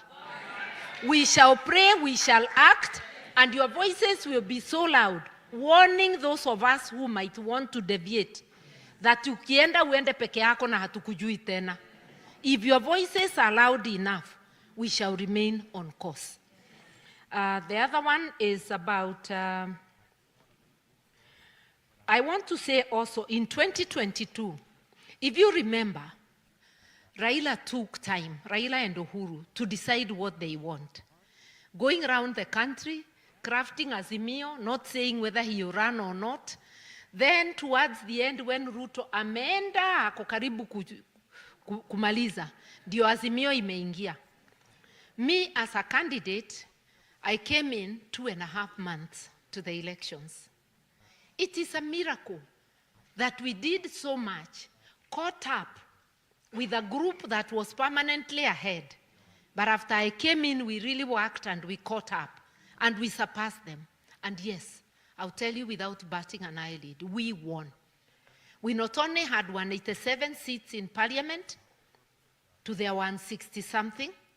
And that's why the court is repeatedly saying Azimio was the majority party. We also had 27 counties to their 20, and I'll tell you how I count that. The actual counties where Azimio has governors is 24, okay? But Taita Taveta has an independent governor who had been rigged in Azimio, not in Azimio, in ODM nominations. He went as an independent. He won, but the county voted for Azimio. Count that as the 25th. Nairobi, Sakaja won, or they said he won. But the vote was Azimio vote. Tumeenda sasa 26. Inaitwaje? Narok. Narok, the governor won. They could not announce a different governor in Narok, Masai wangewamaliza. Contrary to the law, the governor election of Narok, gubernatorial election of Narok, was announced at Bomas, which is against the law. But the county voted for Azimio, although they announced a KK governor. Isn't that 27? Kirinyaga was an independent who had won. They returned to Waiguru, but the county had voted for KK. Because the counties, Meru is an independent governor who won, Kawira, whom they removed recently. But the county voted for KK. That is how their counties are 20. Na zetu sikiwa 27. It's an impossibility. For us to have 27 counties, more members of parliament, and they win. And if you want to know the big counties ni Meru, Kiambu. They won those hands down. Other two big counties, Kakamega and Nairobi. Azimio won those. So you cannot say it's that we want small entities. We want big counties. We want that vote. To avoid that, my dears, put in your effort, I put mine. Let us organize Kenya. County by polling station by polling station, ward by ward, county by county. Let the overwhelming vote be on one side. Let us relive our experiences and what we need to get out of the whole. I believe if we do it in the coming 1 year, things are going to change. You do not want cartels, fund political parties and fund candidates. Not sio pesa ya kupeana, logistics only. And adopt polling stations on voting day. Let us safeguard the votes. They will have nowhere to hide. We are intent on winning this one. I think I have one more. Wesley, you asked my resolve. At 67, believe you me, I must have an amount of resolve difficult to move. I survived Moi era, survived Kibaki, and even walked out of a government I had fought for. I have walked out of Azimio. I'm still going strong. And I've said, for 12 years, I've not been in a formal position. My voice does not diminish, it increases. If that is not resolve, I don't know what is, my dear. Amen. Thank you. Thank you. Thank you so much. Thank you, Mheshimiwa. This is very candid discussions. Oh, you didn't answer his question. Not him. There were two questions here. What was the other one? I wrote Wesley. That's why I encourage you to make it short. Yeah. He asked, Keep it short.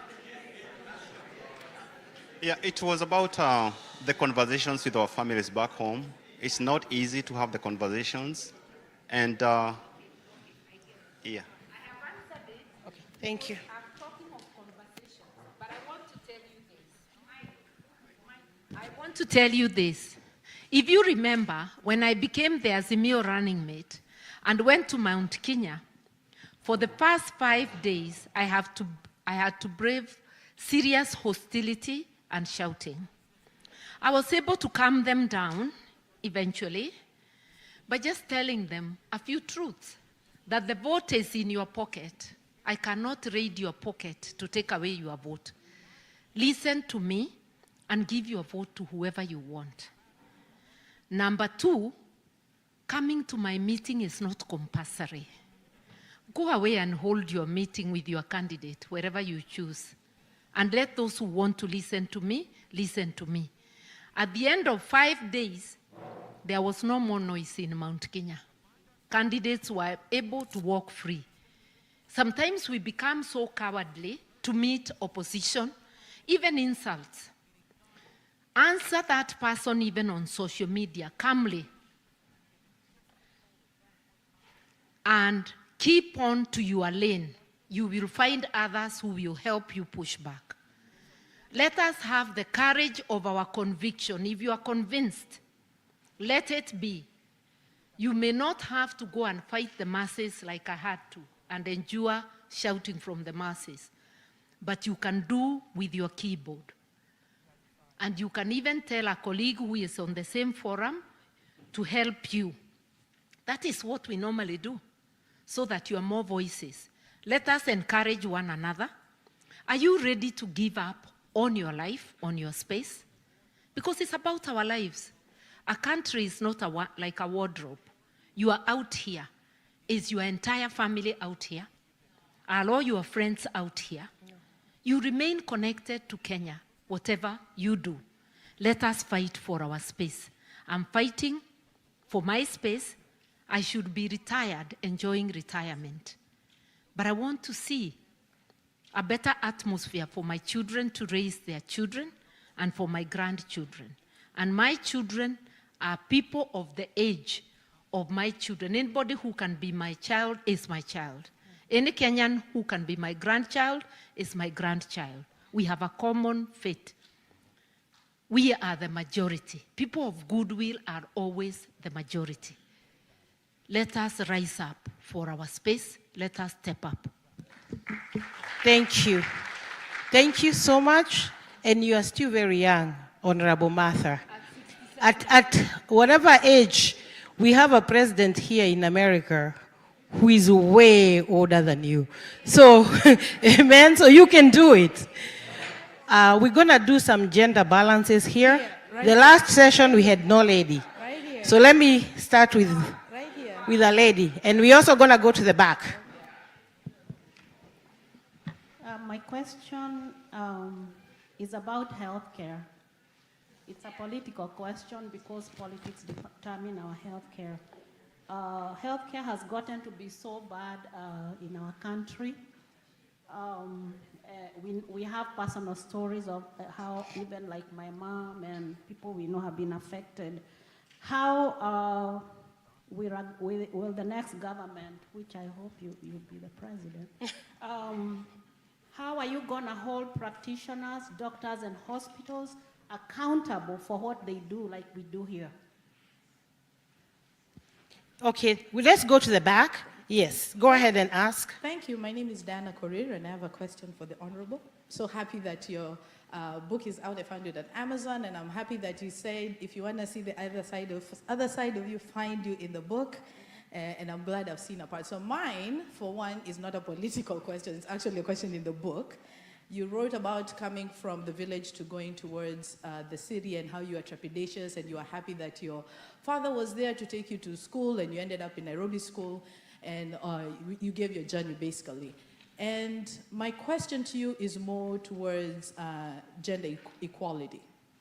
A couple of days ago, we heard about what happened in Buterere. Is that it? Buterere. Buterere, sorry. Buterere. I had an area at the end. Buterere girls, right?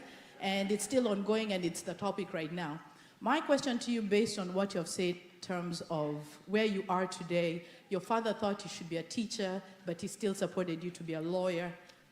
Where are the girls that are being supported to be the next Martha Karuas? Where are we seeing them being mentored into being the next, so that we can see balanced governments, that we can see balanced positions, that we can see balance in all those areas where it's not you just look and girls don't see young girls don't see those who look like them or aspire to be them? What is your thoughts around building those that girls can be able to look up and one day say, I saw a Martha Karua standing and I'm standing because I'm the next?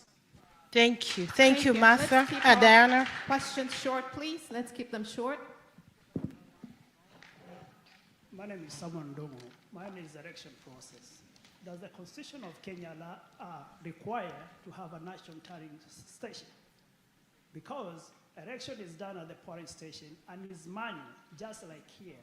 But there's a process of transmitting from the polling station to Nairobi. That's what the problem lies. Is that a requirement to have a national tallying station?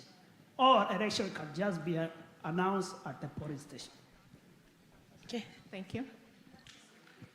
One more, and then she can answer. Okay. Hello? Mother, yeah, you told us that by 2027, you guys will have found a compromise candidate. But when we look at the people who are on the scene right now, I would love to see you as president, no question about that. But a lot of the people who are on the scene right now, basically it's people who have been there all along. And we saw from the Gen Z protests that it's about time to find a way of bringing them in. What's your strategy to bring them in and not just have the same leaders and just having, oh yeah, we'll lead you, but giving them a seat at the table. And then closely related to that is when you see Raila telling me he has one very disappointed supporter, but at the same time, when Raila went to clean Ruto, and you guys also cleaning the Gachaguas or whoever comes from, whoever falls out with Ruto and crosses over to your side, and you guys also doing exactly what Raila is doing. Thank you. Thank you. Yeah, you can go ahead and answer. Thank you, Mheshimiwa. I'll start with that juicy one. It cannot, by the remotest imagination, be said to be the same. Gachagua joining the opposition with Raila joining Ruto and refusing to do it formally. I've already said it is unconstitutional because the law has a provision about clear drawn lines of the majority party and the minority party. Already, KK is illegally holding positions of majority. Minority, which is opposition in a presidential system, should be held. The watchdog committees, public accounts, there are 3 of them, public investments, 3 committees, total 6 committees should be in the hands of opposition. So when Raila sits, ODM sits on them, and their members are in government, they are supposed to audit Opio Wandai, energy, or Paranya, planning. They are supposed to audit Joho, mining, to audit Beatrice, East Africa. How will they audit them? What space is Gachagua missing by being a strong voice to oppose Ruto? He has no office he's holding. The members following him from UDA have even been removed from their committees in parliament. There is no parallel, but there can be a concern that the group we are showing as we stand, you may wonder, are we going to be any different? And that will come depending on our choices when it comes to who is the flag bearer. If you remember, because I can see you were an adult then, 2002. If you remember the National Rainbow Coalition, which brought in Kibaki, when Raila walked out of KANU, he brought with him such people as William Ntimama, George Saitoti, Kamodo. He brought Kalonzo, and many others, some of them who had been very vile critics of multi-party democracy. We never stopped to ask, and who are you? Our vehicle was stuck in the mud They helped to push it out, and we won. The optics gave people the relief and the confidence that this time we shall be able to out KANU. There are people who are voting for KANU out of fear. Even now, there are people who remain in KK purely out of fear of reprisal. When we show a significant force, we give those weak people the power to come out. But as Kenyans, because I will not choose myself as a candidate. As Kenyans, we have to be very careful how we pick. One, we commit to be guided by the Constitution. I called it the operational manual. Once we commit to that, as a people, then how we elect, and not just the president or the 7 position, matters. We either can have more of the same or we can have a different. But if you form a political party and say, unless if you have a certificate of good conduct, don't come, you shall not attract membership. But you can have a criteria for who becomes a leader, who becomes a candidate. And I will tell you this of my colleagues in the opposition, including my brother Gachagua, that we have committed to be guided by Article 10, which are the national principles and values of governance. It is up to each one of us to demonstrate that we embrace them. I cannot give, even in Christendom, I cannot give you a testimony. I can only give mine. So let each one of us give their own testimony and let you, the people, be the judge. Yeah. Now, Gugi, you asked about the counting of votes, elections. I don't know whether I got your name correctly. Whether the Constitution allows, provides that election counting is done at the polling station, counting and announcement. You are correct. And the Maina Kiai case also confirmed that. Last elections, Chebukati illegally forbid elections, presidential elections, to be announced at the polling station, yani wahesabu wafiche. All right? Ndivyo akifika Nairobi afanye vile anataka nazo. We were wrong, the media was wrong. The Constitution clearly says transparent, accountable, verifiable. So once it is counted at the polling station, the National Tallying Center cannot count again. Only a court order can make another counting. So that vote must be announced to the world at the polling station. That way, as Kenyans, we shall aggregate and announce the president before the IEBC. And that's what they did in Senegal. I observed Senegal in January. By 10 o'clock, there was a carnival on the streets. Because Senegal, like Kenya, a polling station has no more than 700 voters. Some have as low as 3. Counting cannot take more than 2 hours. So by 10 o'clock, the carnival that was in Dakar, the government tried to give wobbly statements like there can be a runoff. They were overrun by the people countrywide celebrations until the candidate of the government called Jumaye Faye to congratulate him. The same way Uhuru conceded in 2002. Yeah, so we can overrun and we must disobey unlawful orders. A presiding officer, even if he doesn't announce, you know, once it is signed by the agent, they also get a copy. The media and everybody, and if the media is hiding social media, we must have our own parallel. And we shall announce polling station by polling station. If you wait for manipulation. Imagine 2002, when Kibaki came in, the 2010 Constitution was not there. But we counted, we waited at the polling station, and each polling station announced. Do you remember that, 2002?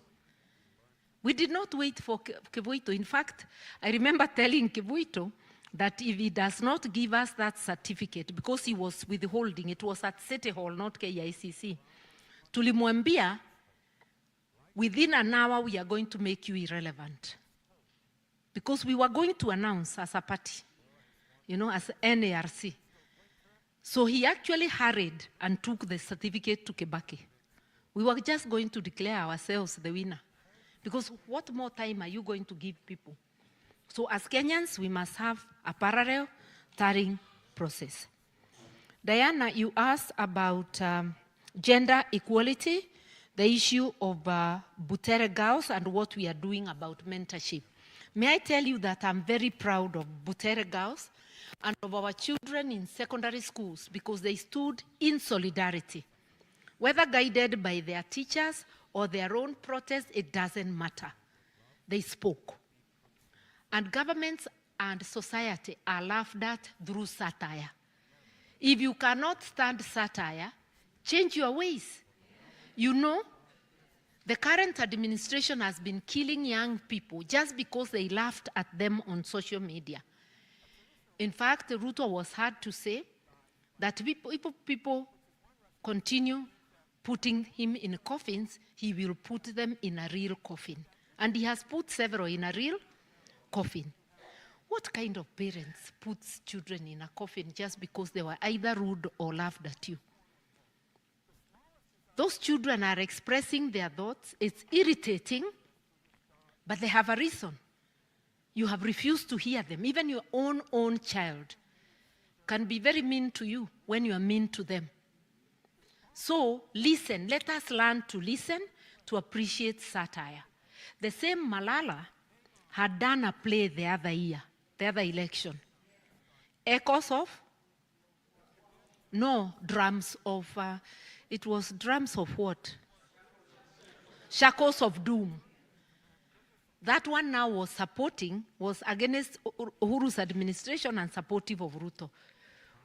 Why analia kwa nini? Kwa nini alie kwa sauti kubwa namna hiyo? Because of echoes of war. Why don't you change what you are doing? And if Malala was useful to him that time, how come he pushed him off? His culture of use and dump, watch up aipate. And if you're asking about mentorship, the book you hold, my dear, is part of the mentorship. By people reading that story, we mentor by sharing, and sometimes by just the way we carry ourselves. So that you'll find a person you've never met, a child in school saying, I want to be like so-and-so. So I do hope day by day that I mentor. And I know as a human being, there are times you do something that is not worth emulating. And I hope that I'll do more things that can be emulated. But we are also considering in the Martha Karua Foundation to have formal mentorship at a certain period every year where it can be both online and physical. I too was mentored by the society around me, by family and friends. We have a duty to society to continue mentoring. And I want to thank you for that question. I am very, very grateful. In the Gen Z protests, for the first time, we saw young women come out in large numbers, not just as demonstrators, as leaders. You saw them. You saw them in the media and everywhere. We are very proud of them. And I know that the stage has many Martha Karuas, and some are showing the promise of even being stronger than we are. And a parent is proud to have produced a stronger team than they were. And I am seeing that on the Kenyan stage, there are many powerful, more powerful Martha Karuas and women leaders coming up. Let's nurture that. Finally, the SHA chief, healthcare. PLP believes not only in the rule of law and our constitution, but in Article 43. We are social democrats. And social democrats and Article 43 of the Constitution, our economic outlook is clear, that it's a social market economy. It cannot be capitalism without end. Social market means you must reach out for the vulnerable and provide the basic needs that give meaning to the right to life. Education, health, food, shelter, etc., etc. We would really emphasize on those things. And healthcare, I've always said since 2012, inspired by Cuba, a country without much money, but with a lot of resolve. Healthcare must be universal, and it must be from the cradle when you are born to the grave. That is the PLP healthcare policy, holding professionals accountable, not just healthcare, lawyers, accountants, everybody. Because what goes wrong in a country, it means professionals have let their country down. It's not just about Ruto and his administration. We blame them because that's where the leadership is. Corruption in the hospital, it means the doctors have succumbed. Corruption in the courts, the legal profession has succumbed. Buildings collapsing, it's the architects and other people in the building industry. We must hold everybody accountable by strict enforcement of the law. What makes this country different from ours is the enforcement. It is very expensive, personally, for anybody to walk away without paying or to snatch somebody else's bag. I saw in the airport that people coming to meet us could come to the baggage claim. I was telling pastor, anajua kama ni nyumbani, watu wataingia wachukue masanduku yote na kwenda without caring whether they are caught or not. And even the employees of the airport, watachukua na waseme sini hili watu mulituma hapa ndio wamechukua. It's because there is no enforcement. That's not who we are as Africans. But the system is so broken that everything goes. So let us enforce our laws, and I know together, because our country has resources, we shall make a country better than any other. These highways you are driving on, in some of the states, the team of professionals doing it includes your own professionals. You are in the aircraft making industry. You are in the federal system. You are making this country work with your professionalism. We have enough professionals in Kenya, inside Kenya and out here in the diaspora to make Kenya work. Asanteni. Asante sana Mheshimiwa. I think what I'm hearing, if you heard what I heard, we have a lot of work to do ourselves. We cannot leave it to our leaders to do all of the work. I have one more question that maybe you can help enlighten me on. Why are we sending peacekeeping missions to Haiti when our country, our own country, is in dire need of peacekeeping? That is my own personal questions. I'll take a couple here and then we'll turn it back to, okay.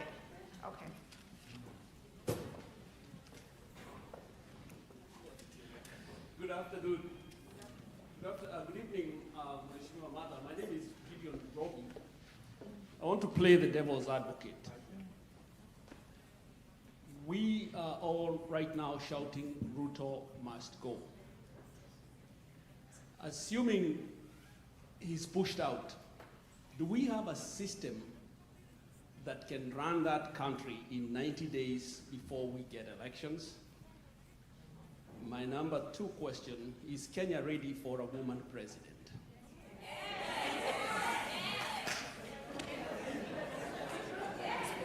Okay, here is my question. Hello? I'm going to follow up with what Mr. Robbie has said. Mine is gender related. It's also personal. There are many times we hear people say, this is a visionary before their time. She's a leader before her time. I'm always asking, what time is this? Honorable Martha Karua, this is your time. You are a leader for such a time as this. We have to look at ourselves and wonder, why are we always so gender biased? Some of it is cultural.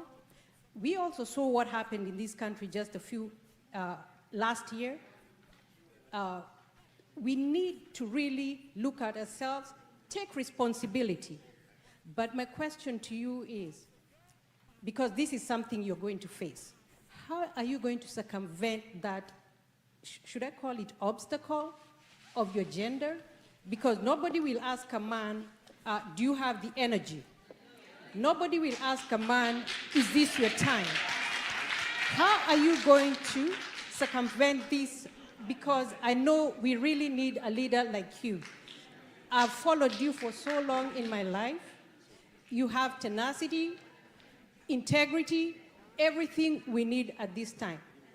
I look forward to calling you Madam President. Yay! Okay, let's have one more question. My question you have. is very small. Madam Honorable Mother Karua, Madam President, number one, I believe, had you been the leader of ODM and Raila the vice, you would have been president. Had the elections not been stolen, I think you would be the president today. Here's my question, though. Since 1963, we have held elections, we have changed the constitution, we have very educated people who go to parliament, and we still get the same results. Partly because of governance, that's why some of us are here. We would be enjoying a country where we don't have to heat our homes, we would not be living in cold places or hot temperatures. Has democracy really worked for Kenya? Is there a better system that the likes of your mind, of your caliber, having been in the 2010 constitution that was crafted, can you go back to the drawing board and come up with a better system for our country without emulating America or UK? We have a system, though democratic, it yields the majority of people in our country, they are poor. They live on less than $1 a day. We have the highest number of public theft today than we had during Moi's time. Is democracy the right thing for Kenya? Thank you. Thank you, Mugendi. We'll have one last one so she can answer. My name is Rachel. Thank you very much for giving me this chance to ask this question about civic education. It is very, very important. Would like to know how much you do the civic education, especially to the villagers. Those people, they do not know why they are voting. They do not know why they are going to vote, and that is why they ask in the day of voting, who are we going to vote for? So they do not know the idea of voting. That is one. Then I would like to know, is Moi era slowly coming back to Kenya? Now, Mother Karua, I know you are a no-nonsense woman because I've known you for a long time. You are firm, you are straightforward, and you are sincere. If you want to go for the top seat, go for it. Men have cheated people for a long time in Kenya. It's time for the women now. Go for it. Thank you, thank you, thank you. Mheshimiwa, go ahead and answer the questions.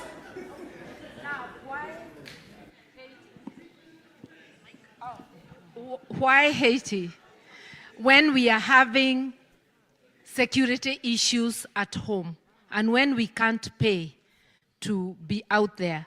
I think it's new colonialism and puppeteering. Ruto was happy to be a puppet of Biden, and like a small child on a daddy's lap, he sat on his chair and was there grinning. In fact, I tweeted Big Daddy and his boy, because that's exactly the image he gave. Haiti is very near America. If they needed peacekeeping, it should be American soldiers in Haiti. You cannot tell your poor relative that take this money, go fight the neighbor, and you have big boys who could have gone and done it. It is nonsensical. It is not something prudent. And our people, already we have lost 3. And we have a debt, which I don't know who will pay. We should already be back. And we should never fight proxy wars. Let everybody fight their war. Now, we were asked about, Robbie also asked, do we have a plan for 90 days? You must be familiar with Bangladeshi. What plan did they have for 90 days? These things happen. The army tried to say, and so is the one, I think they were giving the speaker. And the Bangladesh Gen Z said, no, we want Yunus. They did not have election. He of the Grameen Bank fame. He had not campaigned for the position, but there the army was told, not the person you are giving us. You want to steal our revolution. We have a person in mind. You do not have to have plans all the time. Emergencies and unusual times call for unusual solutions. Because today, if Ruto is ran out of town, or if he leaves, would we agree that Wetangula can be, not Wetangula first. The first option is this man, Kindiki, should be for 90 days. Would we agree Wetangula? That is the thing. Those are the ones mandated. But the sovereign will belongs to the people. The fact that there is no provision of how to exercise this doesn't mean you don't have it. So if the people in one voice said no, people need not have one Yunus.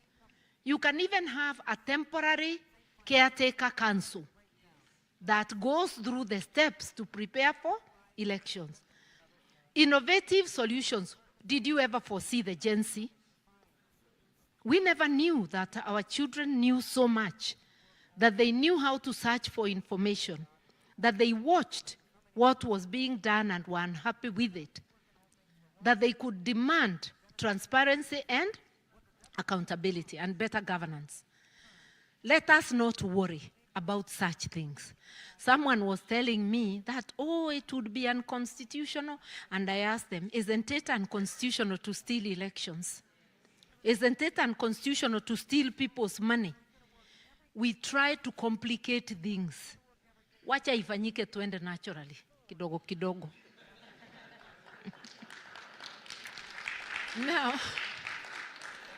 Now, is Kenya ready for a woman president? Yes. Before you even answer, when did Kenya meet to agree that they would rather have an incompetent man instead of a qualified, capable woman?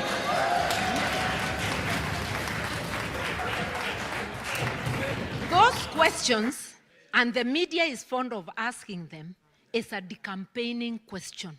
You are trying to sow in the seeds of the people like there is something wrong. I answer it with a question. Nijue mulikutana wapi mukasema better and incompetent. People are not looking about gender now. They just want a system that is running. And I'm offering organizing Kenya to be a going concern, ran in accordance with the rules. And the rules of the club called Kenya are the laws of Kenya. Strictly apply that across the board. And everything will be okay. We have enough money, if used properly, to pay the debts and to run services. And when I say to pay the debts, legitimate debts. If there are debts borrowed that never came to the consolidated fund, that the person lending colluded to take to Panya routes, they are international courts. And courts have ruled before that odious debts need not be paid. Debts that are taken in violation of the country's laws. So we shall have a register of debts which we can audit. And there are some where the money has come has been misapplied. We shall follow where it has gone. Imagine we also have minerals. Who exploits them? Some people collude with foreigners to exploit us. You are given a tiny percentage, but because you are an individual, it's so much, you sell your motherland. Like the young men of the Sahel, we shall look into those issues. Use of resources is use of everything, natural resources, human resources, because if we utilize our human resources, we would go far. You cannot utilize any resource without first appreciating and properly utilizing your human resource. A Karua administration would use all our resources efficiently and to the benefit of the people of Kenya. Now, the other one, is Kenya ready now? Naona kama tumemaliza. You talked of gender bias and said it is our time. Let us not propagate what would not be right. Our conversations should not be about not electing a woman or a man. It is about getting the most capable, the most suited. We may have the same qualifications with Mercy, but you may find that the work that is there, Mercy's character may not be suitable because it involves heavy lifting, it involves a lot of war, whether of words or of ideas, and you say maybe Mercy is good in the back room. You may find if it's of diplomacy, Karua is not suitable, it will be Mercy. So look at the capabilities. Hata nyumbani kwako unaangalia hata watoto, unasema wewe shika hii, wewe shika hii ingine. Tuache mchezo. Any word you speak, you are sowing a seed. Let us sow seeds that will help our nation. Asanteni. Oh, lastly, I was asked about democracy. Democracy is not perfect. Like all things man-made, it's not perfect or human-made. Anybody with a better system, tell us. In Rwanda, and I'm saying that at the risk of Kagame hearing, there is no democracy, but he organizes the nation, it's orderly, but you may give your idea and that will see you very far, or it may be the end of you. Do you want that? Democracy with its imperfections does appear to work. Let us stay in a place which is not strange. Okay, Mugendi, you said we have been having elections since 1963. I want to agree and tell you, the current parliament is the most educated, most young. My time, the parliament was so good. It didn't have as many PhDs as this one. I was among the youngest, and somebody asked whether I was 26. I was elected the year I turned 35. But that year, and that parliament, we were seen as babies. We were the youngest. These days, there are even 28-year-olds in parliament, 30-year-olds. It is not about age. It is not youth. It is not uzee. It is your character. It is your qualifications, your resolve, your consistency that will win. We have seen young, wicked. We have seen old, wicked. So let us go for the character. We have enough young people who are good. We have people of all ages who are good. People of all genders who are good. Why do we go for the worst? Let us search ourselves and do it differently.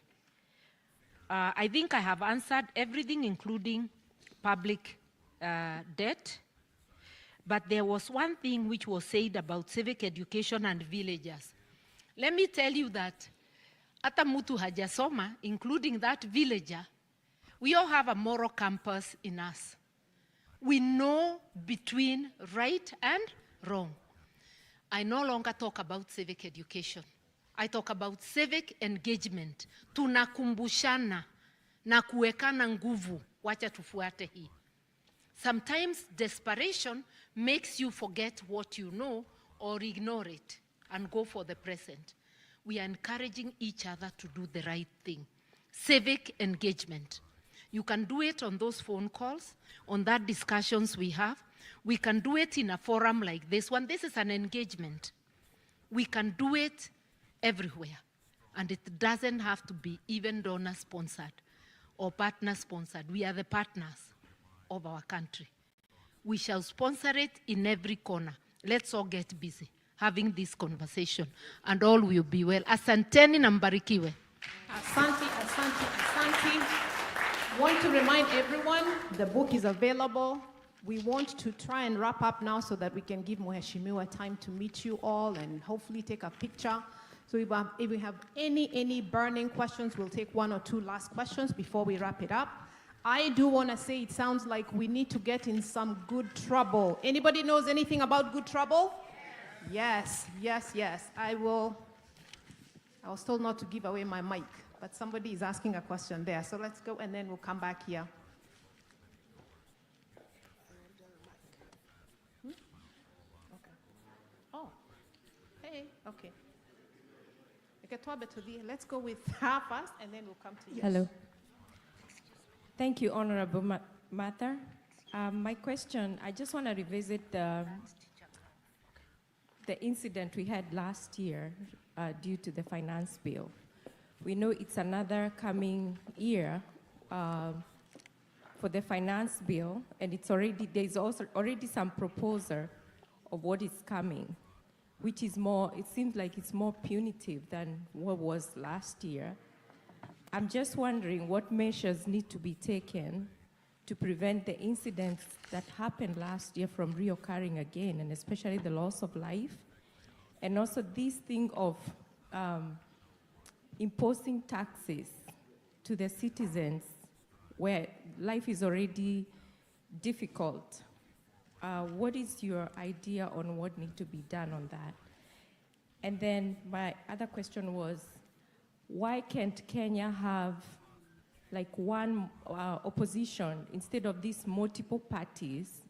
Because the more parties we have, the more division. And as we know, some of these parties are supported by interest group to defeat the opposition. Do you think there's something that can be done to have at least one voice for the opposition? Thank you. Thank you, Mother Karua, for coming. And my question is straight. Have we implemented our constitution fully up to now, 15 years down the road? And my last question is there any way we can devolve the police force? Because we know how they have been abused.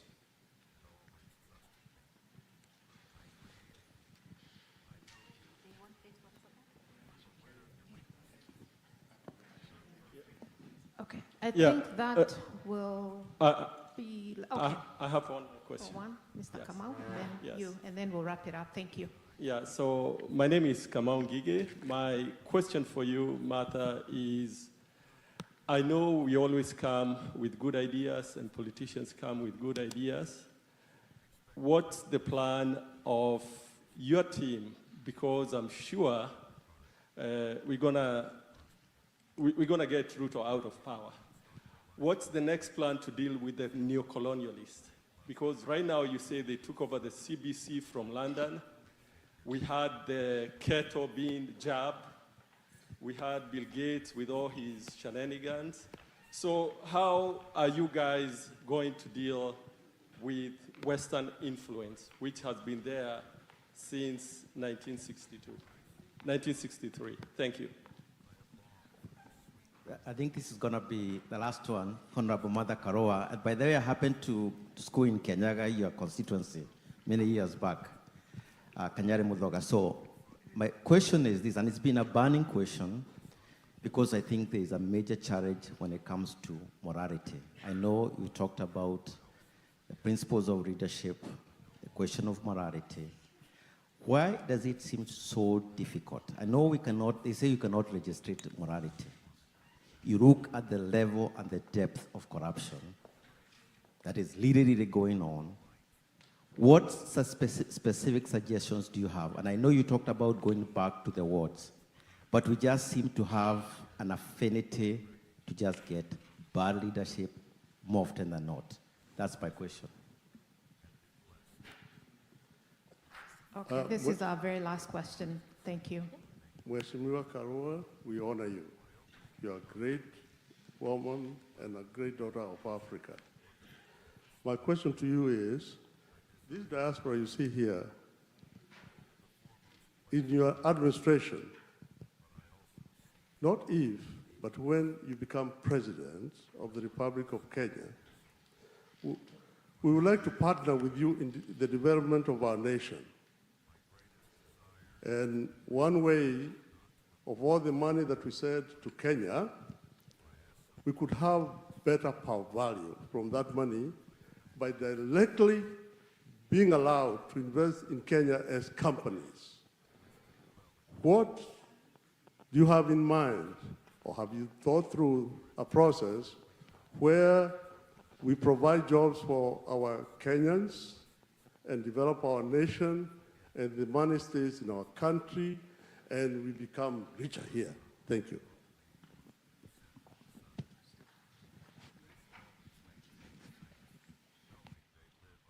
The finance bill, yes, this year we have a promise of worse taxation measures than last year. And the administration feels protected by their new partnership with ODM. But people are preparing for the anniversary of the Gen Z massacre and things like that. I do not know what will be, what can be averted. But if it depended on me entirely, methods would be used that will not offer him anybody else to murder. Because there are many ways of polarizing an economy, including refusal to go to work. But there has to be a broad alliance of civil society, the largest of which is religious bodies. Things are being done in the grapevine, and I do hope that methods will be chosen that will not give the bloodthirsty Kasongo the opportunity to gun down any of our people. Why many political parties? Because you can't stop people from playing the power game. Even if you invite them to existing parties, they will still want the parties they control. So we must allow people to continue forming parties, but we must commit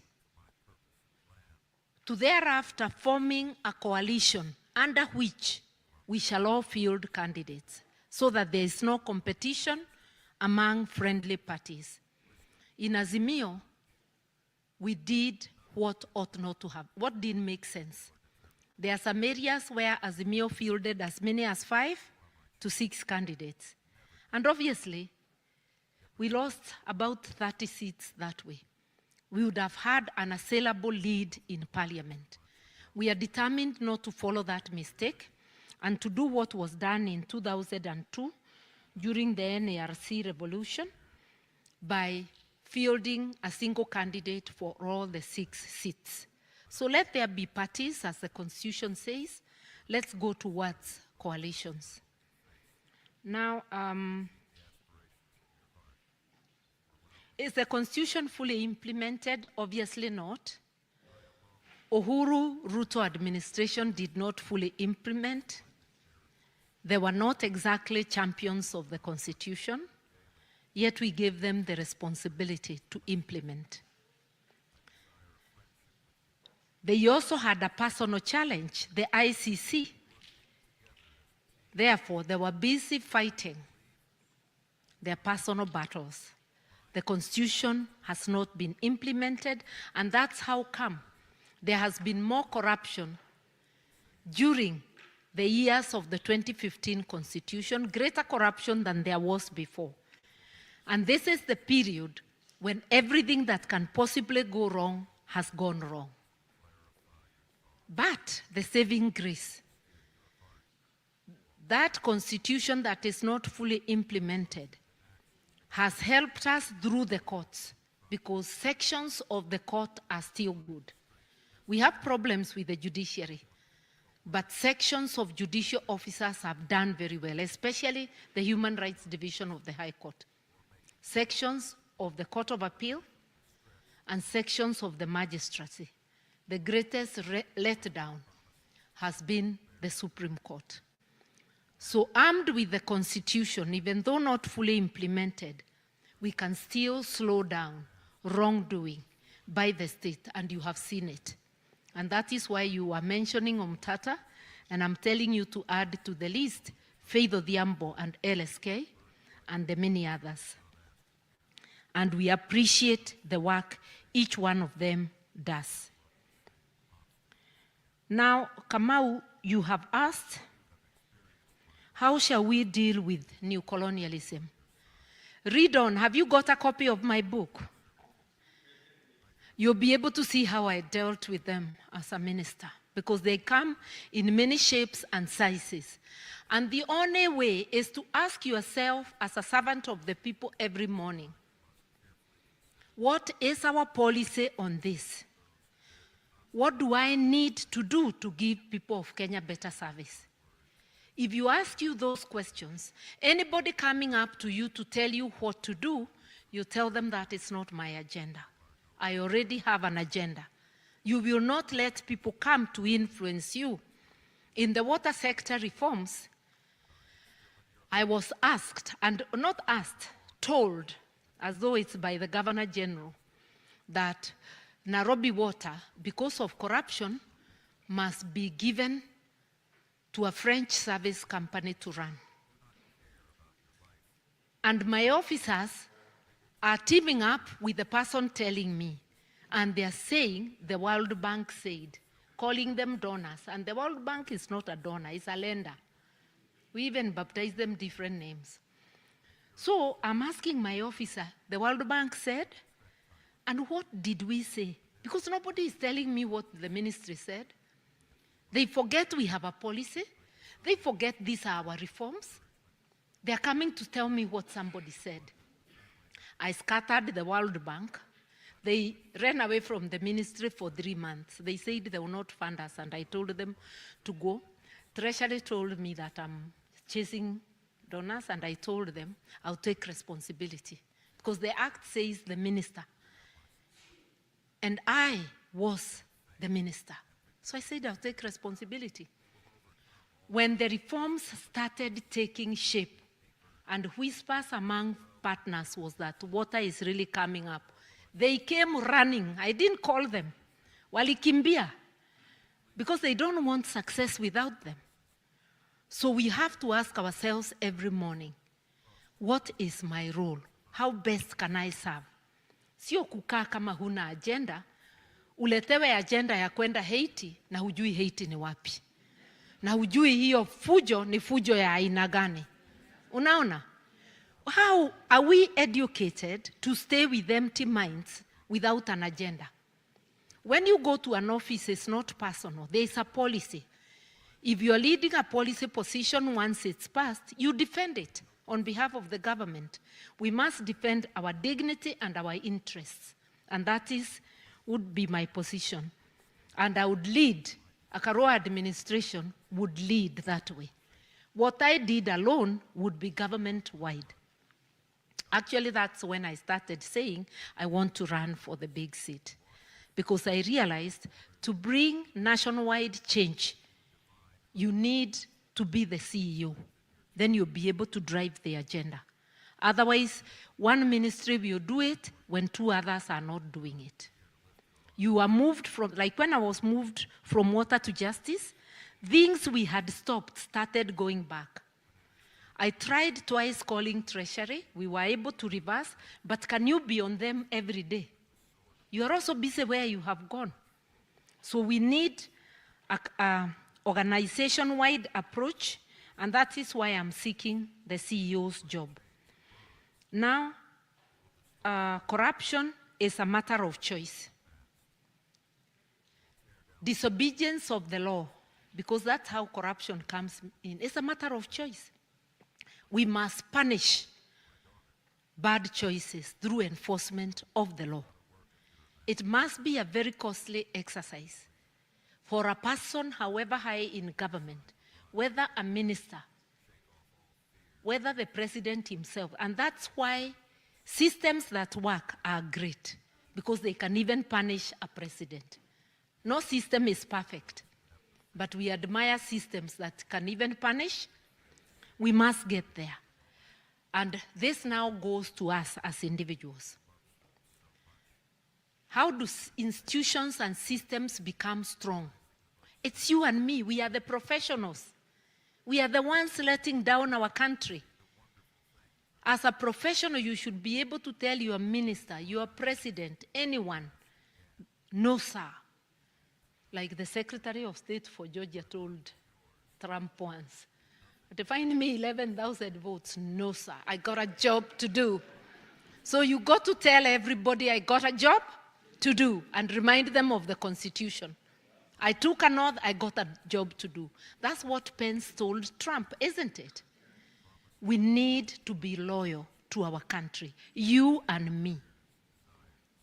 And we need to campaign to remain loyal as a people, to make the choice that grows our country. About diaspora partnering for development, great idea. You've lived out here, you've seen many things. We are ready, able, and willing. And a Martha Karua administration, a PLP administration, would partner with not only the diaspora, but Kenyans living in Kenya, not giving foreigners tax holidays when Kenyans investors, which are the majority. Do you know if you put the Juakali together, throughout Kenya, they are a greater employer than any other corporation? Do you know they also could do with tax holidays? What about our young startups? Don't discriminate against your own people. Stand up for them. They are the ones who have put you in position. That's what a Martha Karua administration would do. An economy that works for the people of Kenya. A just economy. Thank you. And I want to end by saying, asanteni sana. This is the end of it. And I want to say, our work is cut out. You and me must get working. Those who feel they can join PLP, it's plpkenya.com. If not, kindly join any other party of your choice and work towards improving Kenya. You could also join my campaign, which is at marthakarua.org. I can't read without glasses, so I'm asking for help. marthakarua.org. Yeah. Asanteni sana, mbarikiwe.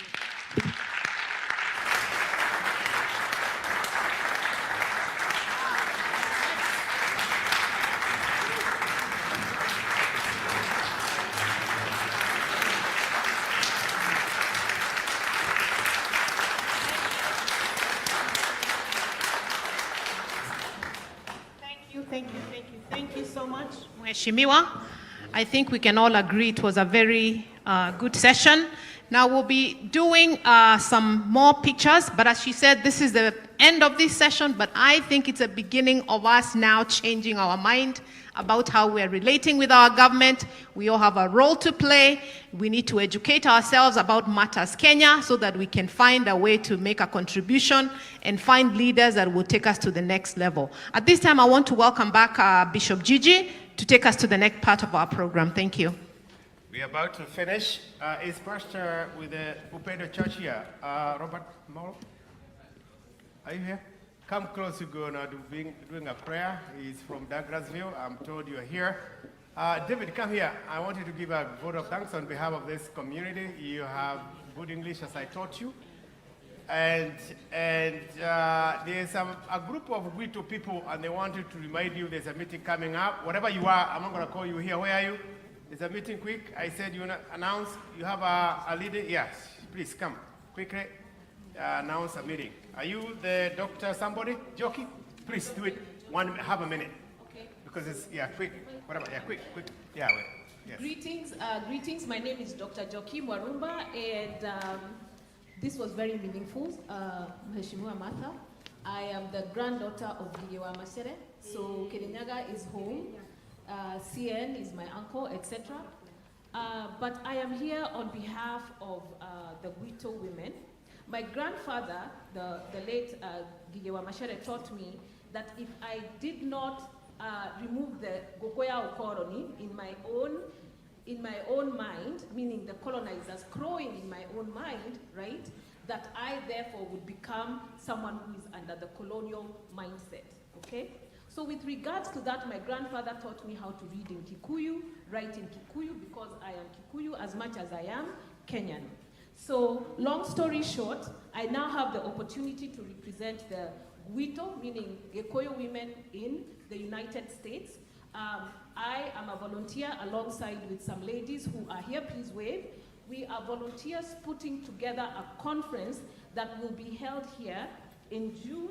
I also don't have my glasses, 19th to the 22nd.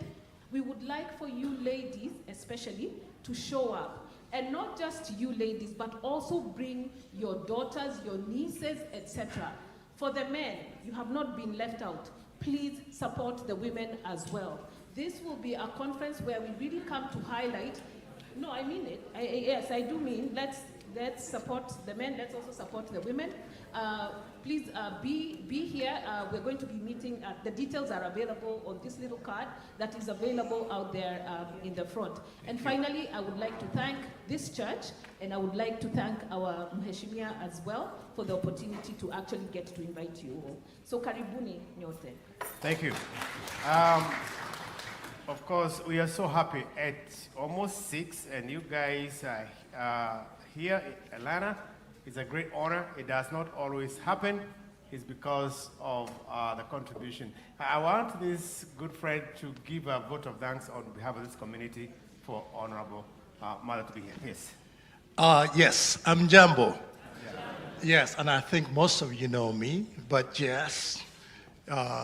So for those of you that don't know me, my name's David Ochwangi, David Ogego Ochwangi. I'm based here in Atlanta. I lead an organization called the Association of Kenyan Diaspora Organizations. This is my home church, but I'm just so happy that we've had an opportunity to share with Honorable Martha Karua. Of course, many of us have known her for a long time. It's a call for action, as you guys have heard. I wish I had time to really share with you most of what I think we can do, but maybe I'll just say a couple of things, right? What has been called upon us to do as a diaspora is to get engaged. It's just that simple, right? Kasongo has done a lot of things to our country. For those of us in politics that have really followed this discourse over the years, we do know he wasn't the right guy for the job. And we've been proven, my friend, and it has been proven that we were right. But now, those of us that have been proven right, and unfortunately, we've been plunged into a position where we have to tow the gari out of the matope. So we have to do what we have to do. What happened last year and the injuries, the harm, the killings, the kidnappings that were done to our youth, the Gen Zs. Somebody has to be held accountable at some point, right? It's not enough to say, Kasongo must go. That is not really enough, right? We want to hold these people accountable. A, as a punishment, but B, as a deterrent against future transgressions against our people. How do we in the diaspora do that, right? It's by partnering with Honorable Karua and those of like mind to do what we can to remove Kasongo from power and hold him accountable, and also make sure that we have structures in place to make sure that it does not happen again. For those harms that were done, the killings, right? I think we have an arsenal, us in the diaspora, right? To make sure that he understands that it's something that we can do something about. How do we do that? The man has already been indicted at the ICC, right? we can do something to open an investigation at the ICC so that it's on the radar. Those of us who have contacts with this government, the Trump government, as much as we don't care for it, I care for it, but I'm just saying as much as you have issues with the administration in power, this is our opportunity to lobby this government and say, please stand with us. The message that Kasongo would get is that the diaspora is engaged. It might not be directly, but we're still engaged. So I'm just planting a seed in you guys, that there's some of us that are engaged in that kind of activity. I get lampooned a lot for doing that, but so be it. That's our participation. That's our engagement. That's our role in helping our country get out of the quagmire we find ourselves in. With those few remarks said, I just want to thank all of you for being here, of course, for the opportunity to share with Mother Karua, Honorable Karua. We can't thank you enough. We look forward to working with you again and again. Please come back. And again, thank you so much. Thank you, everybody. Thank you, Sir Keke. I am told there are only 10 books left. If you are there and you have not bought a book, because the Honorable is going somewhere for dinner, and I'm sure some people will be waiting for those books, so that you don't come back asking. Is there anybody who doesn't have a book, please? Hands up, the other books. Please set them, because other agents, if you are selling a book, there are some people with hands. Hands up, please. There are only 10 left. Okay. Anybody grab a book? Mercy? Guys, and get it, it's $25, those. Or you can stretch your hand and get it there, or be brought as long as, yeah. Your hands up. It's only 10 left. Out of 100, Zimeisha. And when you get it, you pay. We're about to finish, and I'll be asking our pastor to pray. And when we are done, attention, when we are done, Monica has done a very good job at the backlog. I don't know where she'll be studying, where you have the book. And if, attention, okay, not more talking, unless you're getting money for whatever, please. That way we can communicate. Those who bought book would have the first priority to take a picture with her. It is always fair. No taxation, no. Anyway, the best way, when you buy a book, when you have it, it's always good to shake hands that you got a book from her. Does it make sense?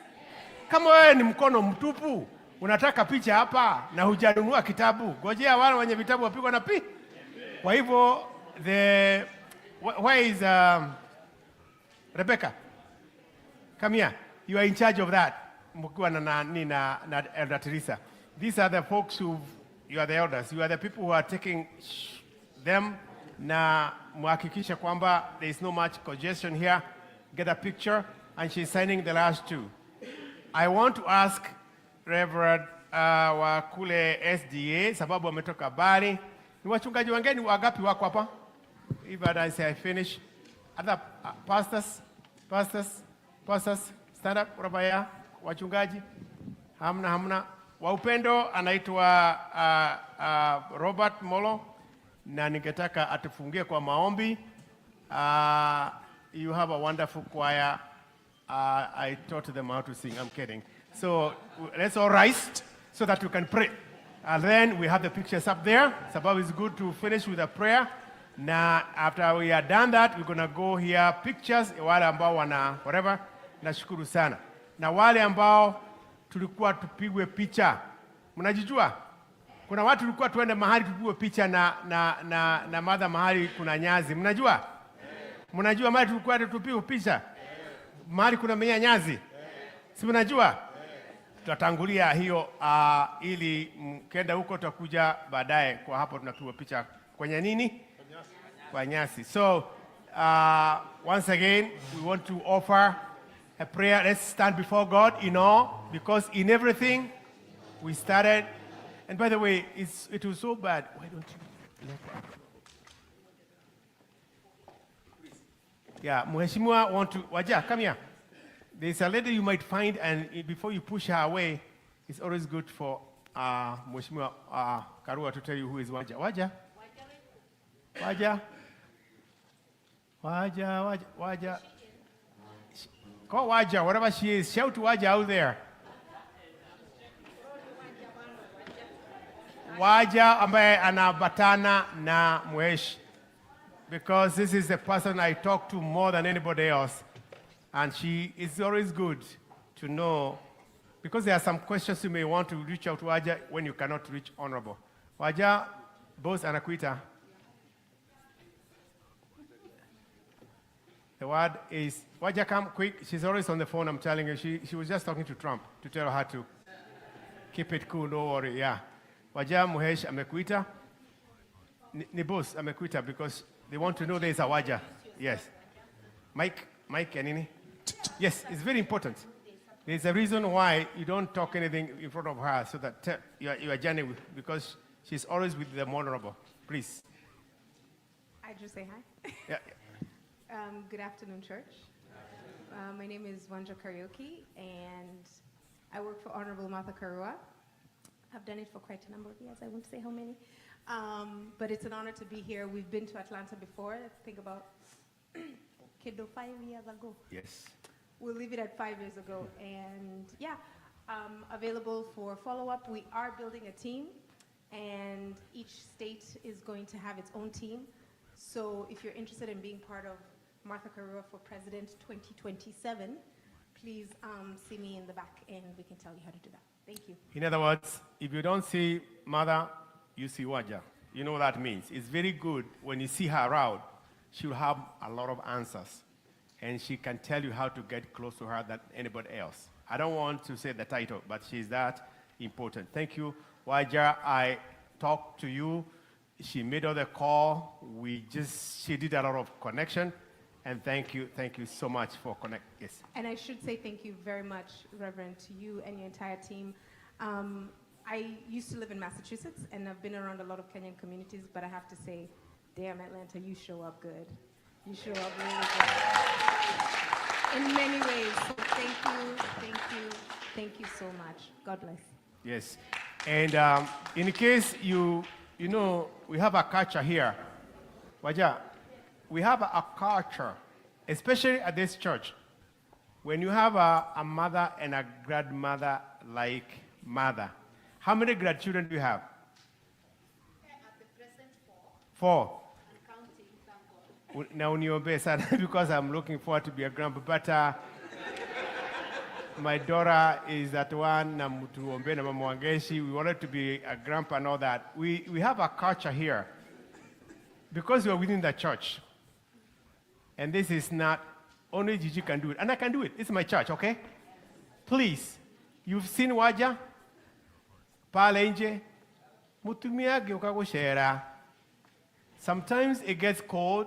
May need a shoulder show and what have you. Please remember that you can always see Waja. Who is your last kabon? Kakada kadogo kanini? Kakaka kashosho? Maraka. Maraka Jabo. Is a little Maraka little in a boy or a girl? Is a boy. Okay, Maraka Jambo. Gideon, do you have a $20? Whatever. For Baraka Jabo. Simon. Maraka. For Maraka. Hey. See as KCC. Yo kijana anunurue. No, Dora. Whatever for Maraka. I know we do that. Let's do this. Only Gigi can do it. If you have something, come and if you are cash up, you can do KCC. Okay, anybody for Maraka? Maraka. I got $50 here for Maraka. We do these things. That's what we do at KCC. And the cash up. Even the cash up. If you have cash up, write here KCC. Cash up for Maraka. For Maraka. Lete. Maraka. Mwana. Mwamuinde ke Maraka. Weka cash up. Yeah, Maraka. Thank you. For Maraka. Kanyare. For Maraka. For Maraka. Maraka. Mutira adhimu. Maraka. Na ukiwa, na kuna cash up. Weka huko ya KCC Maraka. Mweka nini? Very good. $50. For Maraka. Mwina mwanake Maraka. Mamwangeshi duna $50. Maraka. Cash up. Ikira Maraka. Maraka. Waja utatupatia cash up. Yeah? Put cash up. Do you have a cash up? Nani? Who has a cash up? It's already there. That's cash up. Wadika Maraka. Thank you for Maraka. Anybody Maraka? Mwanake, mwakahe, mwakaimirake. Maraka. Maraka. If your name is Lea Chege, your book is here. And there's a camera, there is a phone that was found in the bathroom. Amepata mwenyewe? Oh, shule amepata. Maraka? Okay, so she does not have a 50. So you don't have a girl? Ria. Okay, Ria. Na wewe wa Ria. Ask for Ria. Appeal for Ria. Ria. Patia for Ria. Alafu we, dogo, hesabu hii Maraka tusikie tumepatia zawadi. Put together count. Yeah. Wacha tubariki Lia. Lia. Keheoke ya Lia, wa mama. Lia kanelea. Oh. Lia takurera. Oh, kurera. Nema litwa masudani ya muhuro. If you do that, that would be good. Ria. As you think about Ria, please see Catherine Ria after this prayer. Mchungaji, tufungie kwa maombi. Attention, everybody, mute. The books are all gone, right? How many? Only 5 books. Anybody left? I know they will go once we go to where we have the leaves for the photo taking, and I know that. So, tutulie mchungaji, jina lako na tuombe. Robert Molo from Upendo SDA Church in Douglasville. Let us bow ourselves for a word of prayer. Eternal God and our Father who lives in heaven, we lift up your name that is high, mighty, holy, and gracious, for your love, your mercies, and your never-ending faithfulness. You're a God of divine plan, and you orchestrated this event that our Honorable would grace this church with her presence and her book.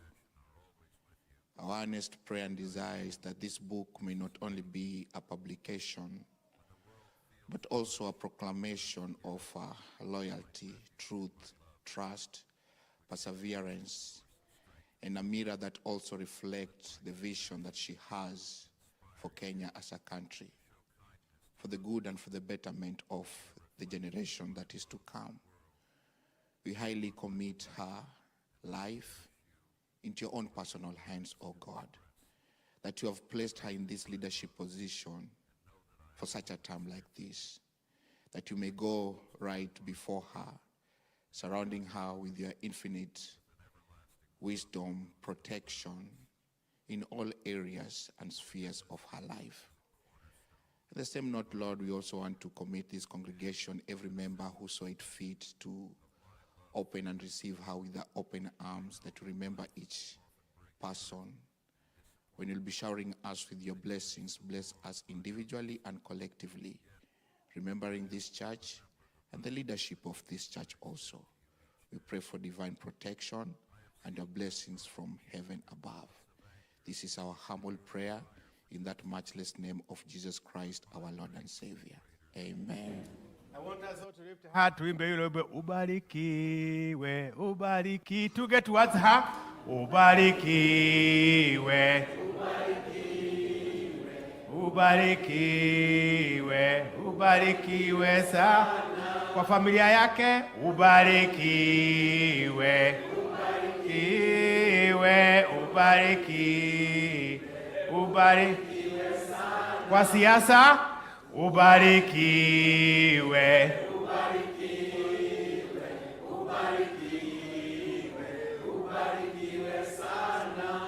Thank you so much. Come again. Now, Monica and others can lead her where she's going to be taking pictures near the whatever book club. Na uje na kitabu chako ili upigwe picha. Thank you, ladies and gentlemen. We thank you for your